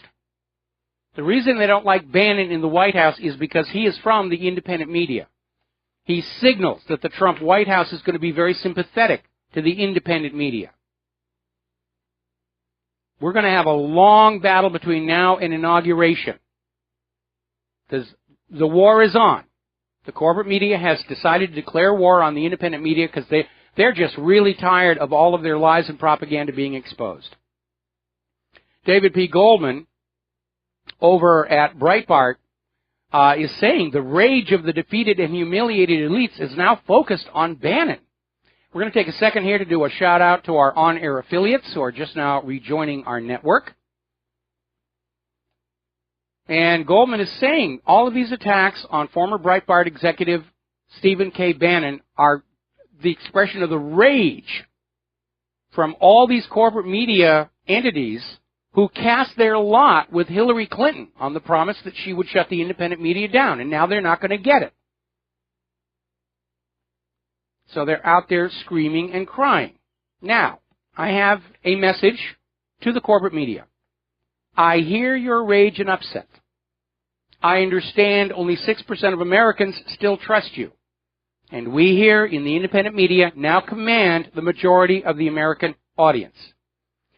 So, and despite some faux repentant editorials, you do what you do best, launching a campaign against the independent media, labeling us all as fake news, relying on insults, smears, rumor, and innuendo. And I find this amusing, since it was you, the corporate media, that told us Saddam had nuclear weapons, that Assad was using sarin gas against his own Alawite supporters in front of the UN chemical weapons inspectors, literally on the day those inspectors arrived, and the UN concluded it was actually the U.S.-backed rebels who did this. And you never reported that. You, the corporate media, told us there'd be no more snowfalls after 2000, that Hillary was winning by 12 points, that a little radiation is actually good for you. And this isn't a recent trend. Torpedoes in the Gulf of Tonkin, Spanish mine in Havana Harbor, Lusitania not carrying weapons, Pearl Harbor a complete surprise. All of these headlines in the corporate media have been discredited by time. Now, we all look back at Nazi Germany and recognize how their corporate media propped up and supported the Nazis and lied to the German people to convince them the government was good and that you should go along with the government policy. Didn't work out very well for Germany. We look back and realize how the corporate media in Stalin's Soviet Union did exactly the same thing, plus the rigged elections that Stalin used to brag about.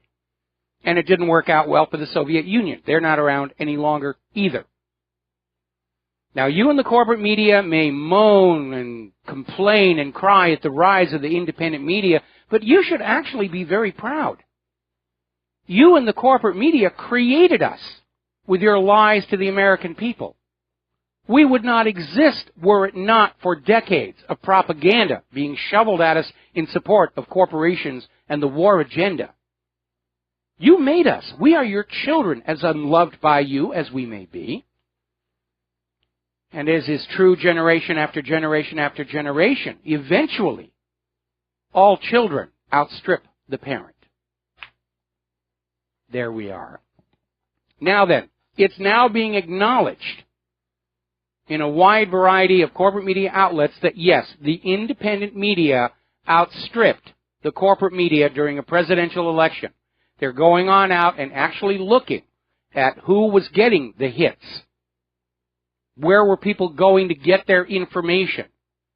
And the independent media was well ahead. And they're just crying. And they're paying the price for their betrayal of the American people. Univision has had at least 200 layoffs. The Daily News is reporting a steep decline in circulation. Huffington Post's owner, America Online, has laid off 5% of the staff. 500 workers are losing their job over there. And I don't have a bit of sympathy for you. You did it to yourselves. All right, let's take a couple of phone calls. Wes in Idaho, aloha. Welcome to the show. What's on your mind? Hello. For economic miracles, should not Trump adopt Hitler's policies? Well, I think instead of describing them as Hitler's policies, we should go back and say that Donald Trump should go back to the system of economics our nation started with, because it worked really well for the nation and the people. It's not very good for those money junkies over in the private central banks, but that may be too dramatic a move for Donald Trump to make. But what he could do, is he could repeat John F. Kennedy's Executive Order 11110 and simply say that we're going to have currency here that is based on value, not debt. Now, of course, that's one of the reasons Kennedy got killed, and I'm sure that Trump's people are well aware of that. But with a public that's aware that that was one of the motives for John F. Kennedy's assassination, and we're coming up on that anniversary here in another few days, that might help protect Donald Trump. The more aware the general public is of how the bankers are behind the wars and the assassinations, the more difficult it is for them to try and do it again. I actually had a reader write on in and ask to repost All Wars Are Bankers' Wars to the front page of What Really Happened, which I have done, even though it's permanently linked up at the top.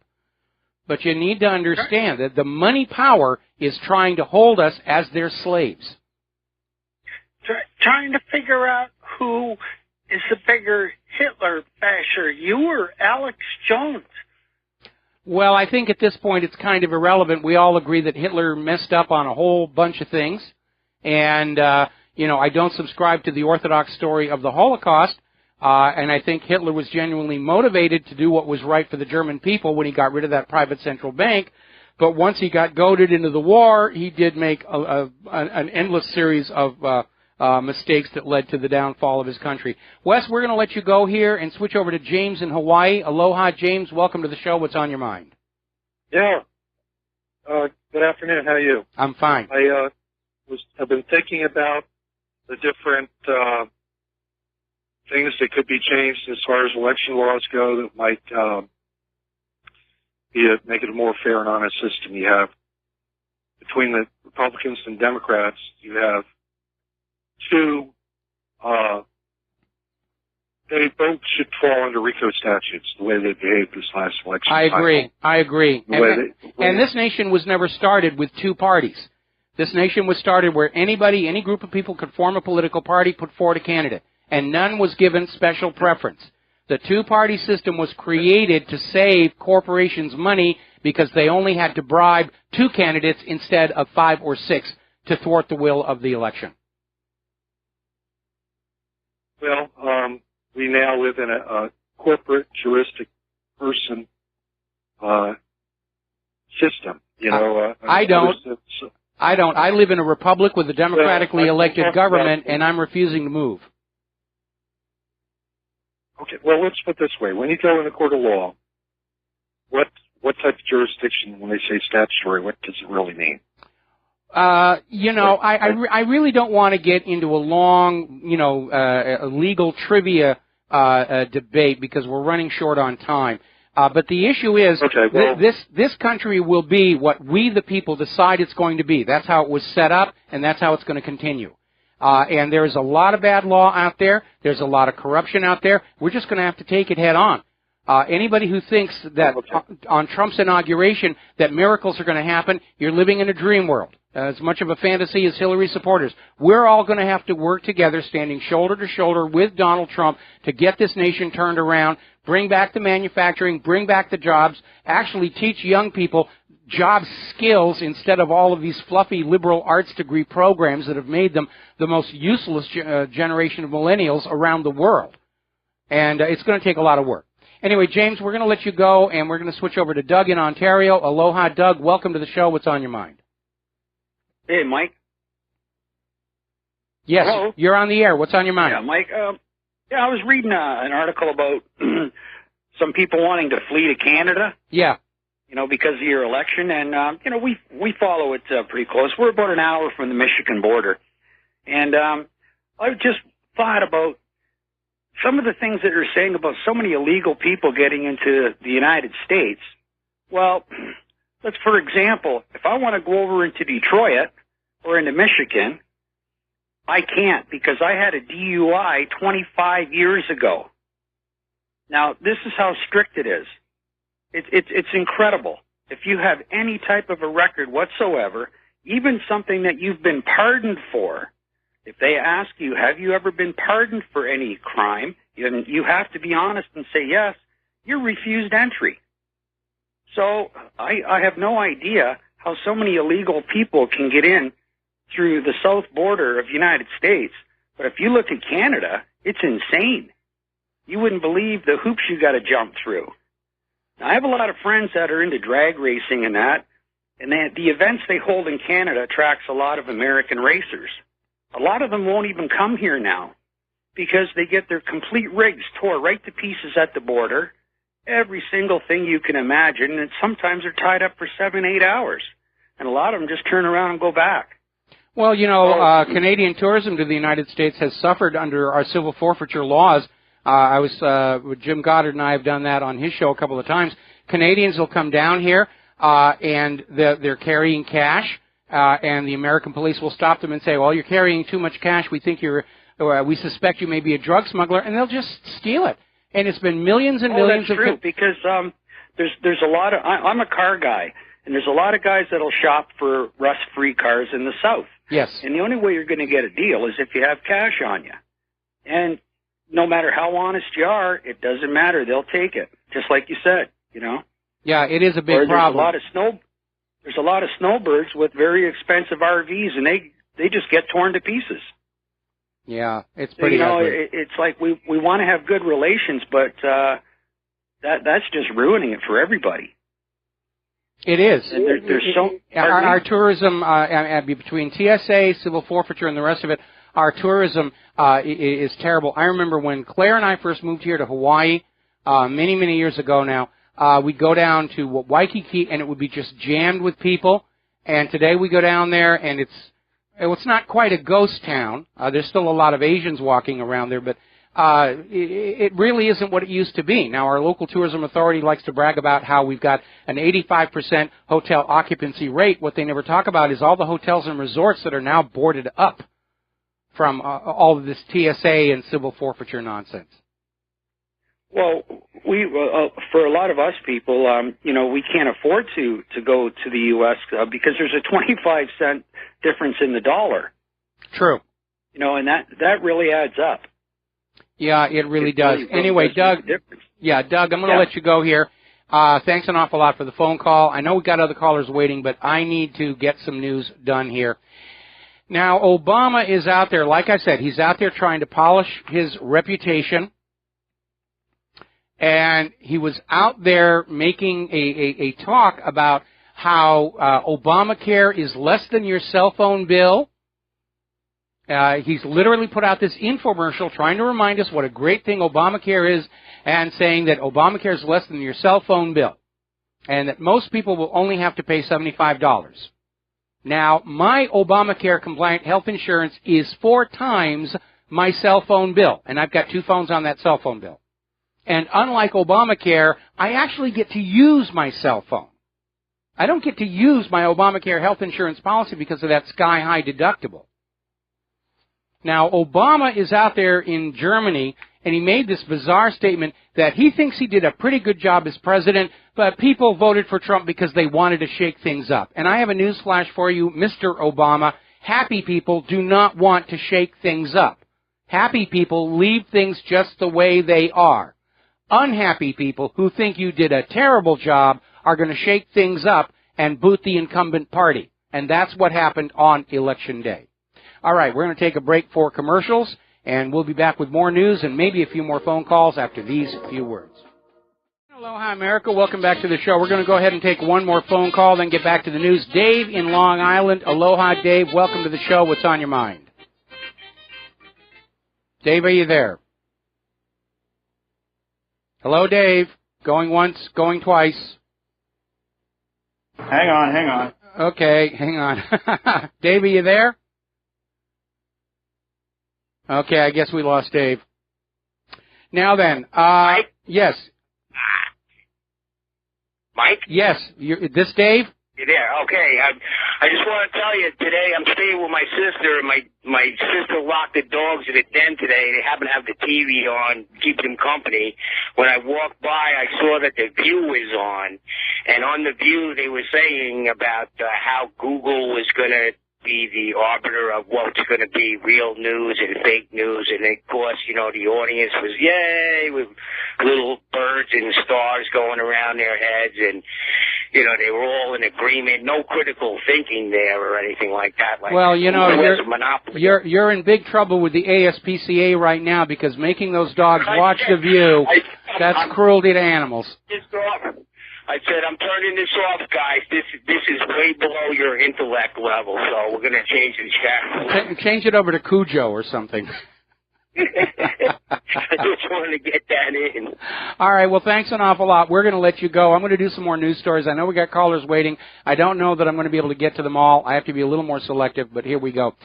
Now, one of the issues about immigration that keeps coming on up is the fact that these refugees and immigrants are bringing into this country diseases which previously had been eradicated. Tuberculosis, drug-resistant tuberculosis, even a couple of cases of bubonic plague. And apparently there's a list now out now, amoebiasis, giardiasis, cryptosporidiosis. We have that here in Hawaii. Malaria, visceral leishmania. I can't even pronounce these things. But there's a lot. They're literally making us sick with this immigration refugee policy. But of course, that's good for the economy because now you're going to have to go to the doctor to get treated for these illnesses which haven't been in this country for 100 years. And you'll have to go to the pharmacy and buy medication, and that's good for the economy as well. Now then, very alarming story coming out of newstarget.com about how the American Medical Association has adopted a new set of ethical and professional guidelines for physicians that would punish any doctors who speak out about any issues in conventional medicine in terms of questioning the efficacy and safety of various pharmaceuticals. The AMA has been bought out by the big pharmaceutical corporations and is now taking to itself the ability to punish doctors who don't follow the narrative.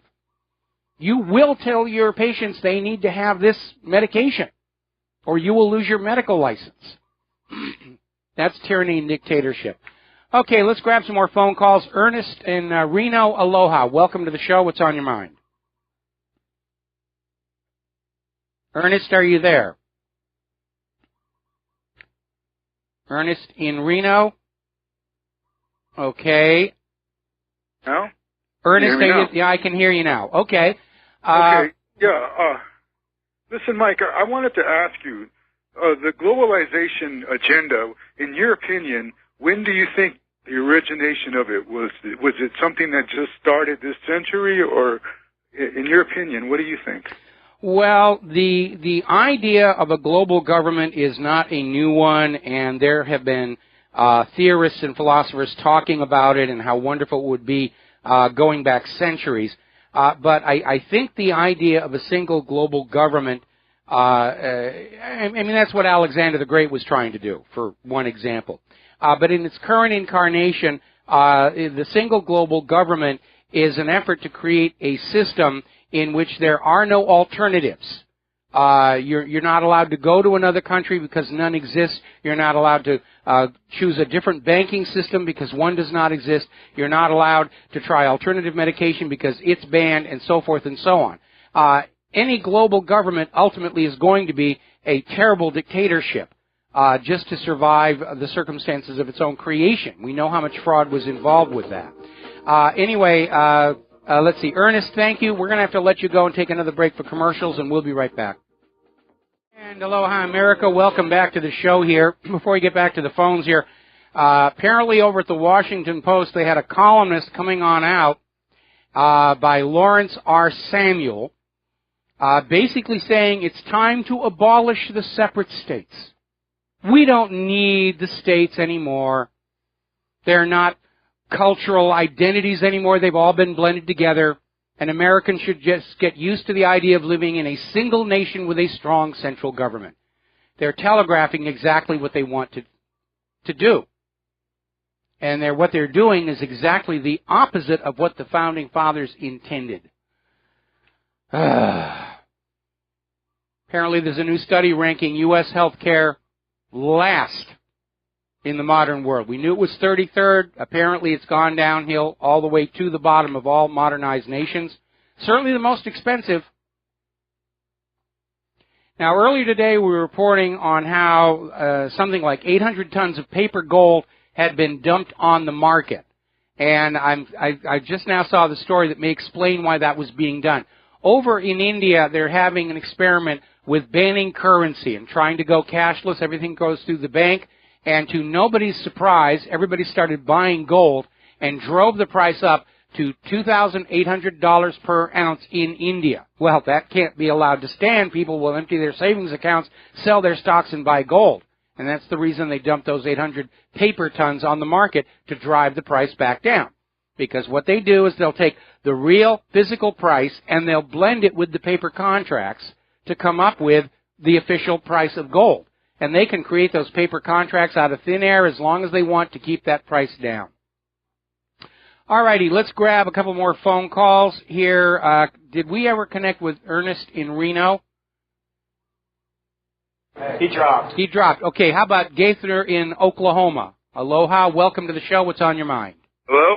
Hello, you're on the air. Mike? Hi, Mike. Man, I appreciate your optimism, but we know that you know deep inside, just like I do, that we are, as Americans, we're going to have to pay back what we've done. We have destroyed the Middle East. We just because we have Trump doesn't mean that this all going to be forgiven. We are going to have to pay this back. I don't know how or whatever we're going to do, but you know what I'm saying, deep inside. Well, I think what we're going to see under President Trump, we're already seeing it in terms of his negotiations with world leaders, is he's calling a halt to this war agenda whereby the U.S. wanted to conquer all the resource-rich areas of the world and shackle them to the U.S. dollar. And obviously, the end of that agenda means that there are going to be some economic repercussions here in the United States. Their hard times are ahead. It almost doesn't matter who actually won the election. There's no real way out of this mess. But I think the difference between Hillary Clinton as president and Donald Trump as president is Donald Trump is going to be thinking what's best for the nation and the people, whereas Hillary Clinton was going to continue this policy of protect the banks at all costs. And I think we've had enough of that. What are we going to tell the grandchildren of the people that we've destroyed and their houses? Do you think they're actually going to say, oh, well, since they voted in Trump, that's fine. No, everything's great now. Those are places of the world that no American tourist should think about visiting for at least 10 to 20 years. Yeah, exactly. Again, look at Vietnam. And, you know, there's a healthy tourist traffic from the U.S. to Vietnam now. It actually is a very beautiful country. I know, but I lived in California, and the Vietnamese, even though we brought them here and give them all the 7-Elevens and the Circle Ks, they still hate us. Well, yeah, I can certainly imagine. I can certainly imagine why that happens. You know, we have a lot of people from. Okay, we have a lot of people from the various war zones living here in Hawaii, and they're integrating, they're trying to be polite, but they're not ready to forgive and forget, nor should they. But what we need to remind them is what they dealt with were the actions of leaders who were operating contrary to the will of the American people. The American people, by and large, did not want to see any of this stuff happen. We were lied into it. We were tricked into it. In a lot of cases, it was done without our knowledge. And if they want to haul our past leaders off to the International Criminal Court and throw them in jail, I'm certainly not going to get in their way. I think it would be a good thing to have it happen for some of these war hawks to wind up in the ICC. It'd be great that if you could explain that to them, but I don't think they're going to quite connect on this deal. Actually, no. When I've talked to the people here and I say, we ordinary Americans didn't want to go along with this, and they say, we understand that. And their anger is focused on the political leadership, not on the American people as a whole. At least that's been my experience. Anyway, we're going to let you go here. Thank you very much for the phone call. We're going to switch over to Frank in London. Aloha, Frank. Welcome to the show. What's on your mind? Hi, Mike. It's regards to a caller who said that there could be civil war in America. I disagree to a point that I was looking at CNN, I think, and I'm seeing these wimps, these quivering weak hearts crying and moaning and all sorts of silliness. I think these people aren't going to stand up to a civil war. They can go out there with their rental mobs and do all these silly things, but I think they'll run away to their mom's house and hide in under their moms or something. I agree. I agree. If there's a real civil war in this country, you're going to find that it's going to be very, very one-sided. I seriously doubt the rank-and-file military will side with the government that stole the presidency. But again, the reason I'm opposed to any of this stuff happening, it's always the wrong people who get killed and crippled in these conflicts. The ones who start it, the ones who trigger the events, they always escape off scot-free. I mean, now we're seeing more and more evidence that Hitler did in fact survive World War II, and he went to South America, and he used one of his doubles to stage the suicide there at the bunker. They always have getaway plans here. And ordinary people living in these war zones, they have to deal with all of it. And that's why I don't want to see it happen, but it's not up to me anymore. I don't have a switch here where I can say, yes, civil war, no civil war. I've run out of reasons to tell people to stay calm and be patient, and we're going to see the central government collapse like the Soviet Union. I get a lot of angry emails, saying we're sick and tired of hearing you say be patient. Our patience is out. The anger is there. The anger is definitely out there. Well, definitely. And just one more thing before I go. I think the mainstream media will not be able to stop the truth. It's an avalanche now. It's too late. It doesn't matter what they say, fake news, whatever they want to say. They can say what they like. I don't think they're going to win this. I don't think they're going to win this time. No, they're already losing. They're making themselves irrelevant, and we may see a major societal crash where all these corporate media outlets, they're having to let people go. They're losing their advertisers. I get solicitations for new advertisers for what really happened all the time now. I don't even have time to go through them. Everybody knows where the main focus is now shifting to. And the beautiful thing about the Internet and the independent media is it is a very pure expression of democracy in action. There's no central command authority. There's no one big corporation that owns it all. Obviously, Facebook and Google own large portions of it. But as a peer-to-peer system, they can't really shut it down. If Twitter starts canceling accounts, somebody else is going to set up another Twitter in its place, and everybody will just move over to there. People are already closing their Facebook accounts, and they're going on over to some of these new services that are coming up that are much more respectful for both for privacy and freedom of speech. And all the corporate media can do now is choose how fast they make themselves irrelevant.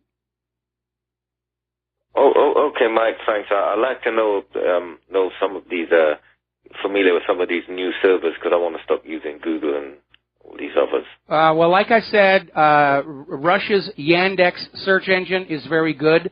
GoGopher.com is a search engine that specifically focuses on the independent media. Yandex also has their own browser, so you can browse safely without Google knowing everything that you're doing. And you're going to see there's a market need there. There's a vacuum there for social media and browsers that people know that they can trust to not spy on them and to decide for them what they're allowed to look at. Okay, Mike, thanks. All right, thanks an awful lot. We're going to let you go. Now then, let's see. Let me put that away here. As you know, this last weekend we had a major quake over in New Zealand. New Zealand does get them. That's why that scenery is so beautiful that you saw in the Lord of the Rings movies. Those amazing mountains. You don't get those without a lot of shaking. They're now realizing this last earthquake was so powerful, the sea floor lifted 2 meters. Literally came up through the sand. We didn't have tsunamis here in Hawaii, but they certainly did all up and down the 2 islands, the 2 main islands of New Zealand. Somebody made an interesting little comment over at strangesounds.org that ever since that New Zealand earthquake, all of a sudden we're seeing an increase in volcanic and seismic activity around the world. Frosty, Kilauea, Colima, Santiago, Sabancaya. Mostly, though, it's around the Pacific. And obviously a quake that large has the potential to send vibration around the entire rim of the Pacific tectonic plate. Now, here in Hawaii, I can confirm we've seen an uptick both in Kilauea's volcanic outflow and in the swarm of quakes on the Big Island. Even though we are not near the edge of the tectonic plate, Hawaii's volcanoes are a hotspot volcano. They're not a subduction zone volcano. But still in all, it is all connected. A big shake like that, if it's detectable on seismographs around the world, then you know down in the rocks there's a little bit of shaking going on. And it can just be enough to upset the balance a little tiny bit. Now, speaking of natural parks like Volcanoes National Park, apparently Nestle and Coca-Cola have mounted a major effort to block a potential ban from the national parks to ban bottled water sales. First of all, the national parks have all got great water.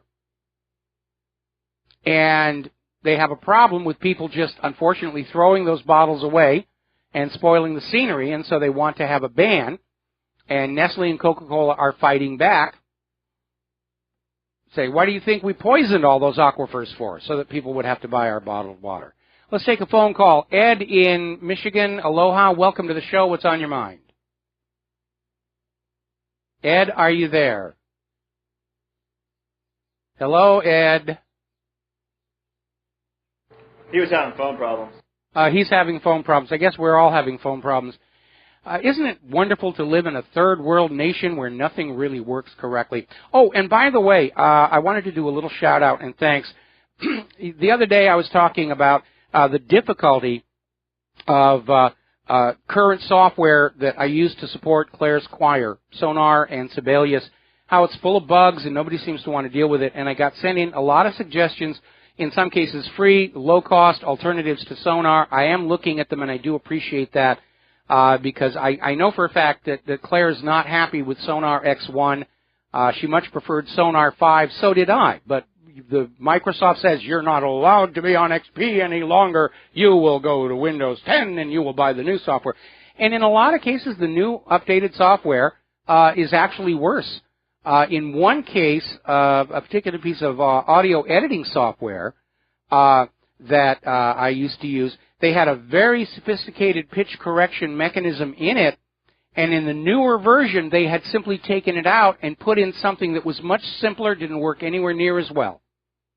I don't know why. Maybe they're going to sell that more advanced system as an add-on or a plug-in that you pay for.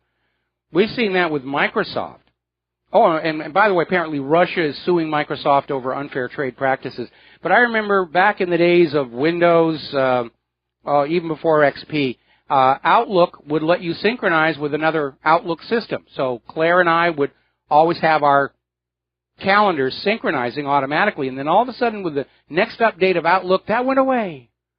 Gee, I wonder why they took it out. Well, because that was the introduction of Microsoft Exchange. And if you want to synchronize your folders, you will do the Exchange. And I worked with Exchange. It's a nightmare. And the attitude of American industry, and the reason we're in such trouble, is they've lost the love of actually making a good product they can be proud of. It's all about how do we get the maximum money out of the people. One thing I would like to see Donald Trump do is rescind indemnification for product liability for the computer and software industry.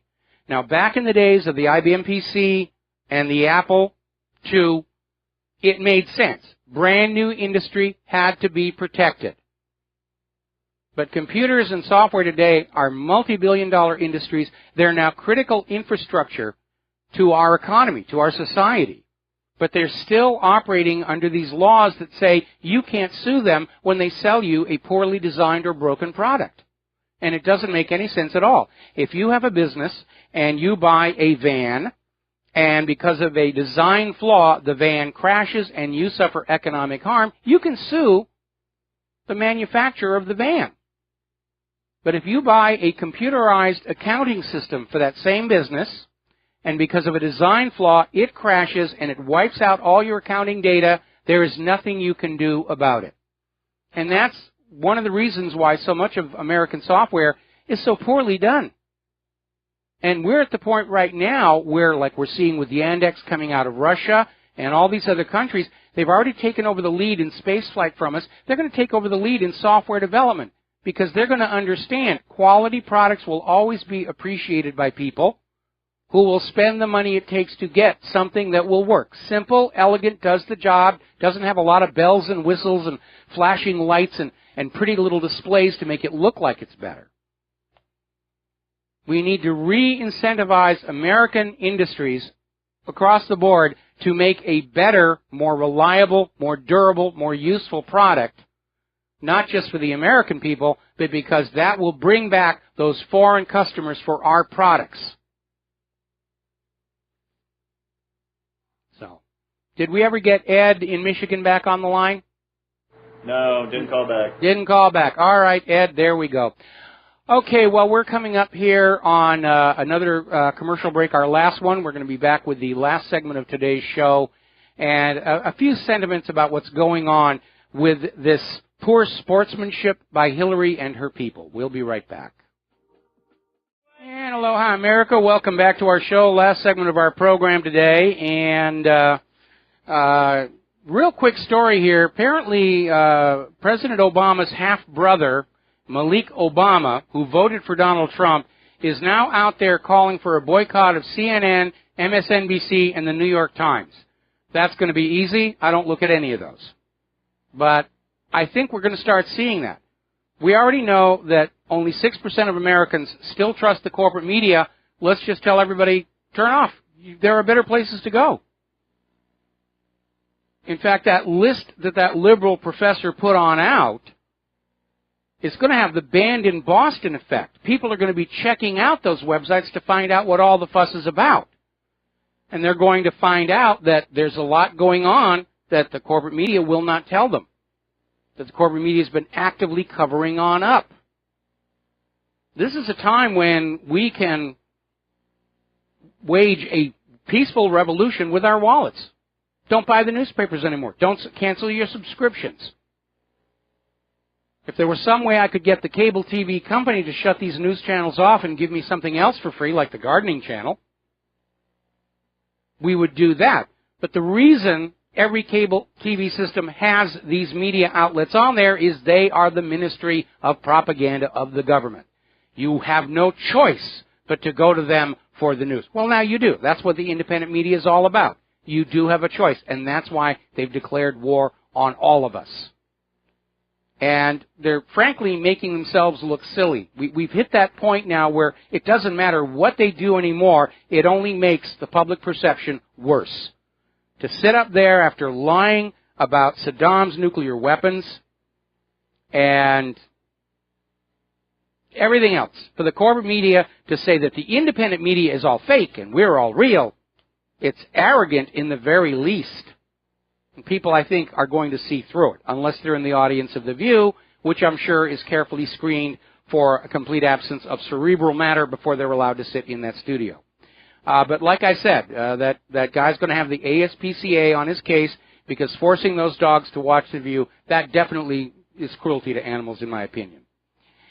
So we're almost here at the end of the show, and I am sure that you, like I, were kind of thinking once the election was over and Trump had won that we could take a bit of a deep breath, a well-deserved break. Unfortunately, that is not to be. George Soros and Hillary Clinton and all of these useful idiots out there with the signs, there's clearly a plan to try and hijack this election and steal the White House back from Donald Trump, and we're going to have to just stay on top of it. So, again, remember, you are all part of the independent media. Take what you learn here at the radio show, take what you find on the websites, mine, everyone that's on that list from that liberal professor. Take what you find, share it with your friends. Send the list around. Tell everybody, take a look for some of this stuff. Because working together, we can and we have shouted down all the paid prostitutes and correspondents of the corporate media. We'll be back tomorrow. Aloha, America.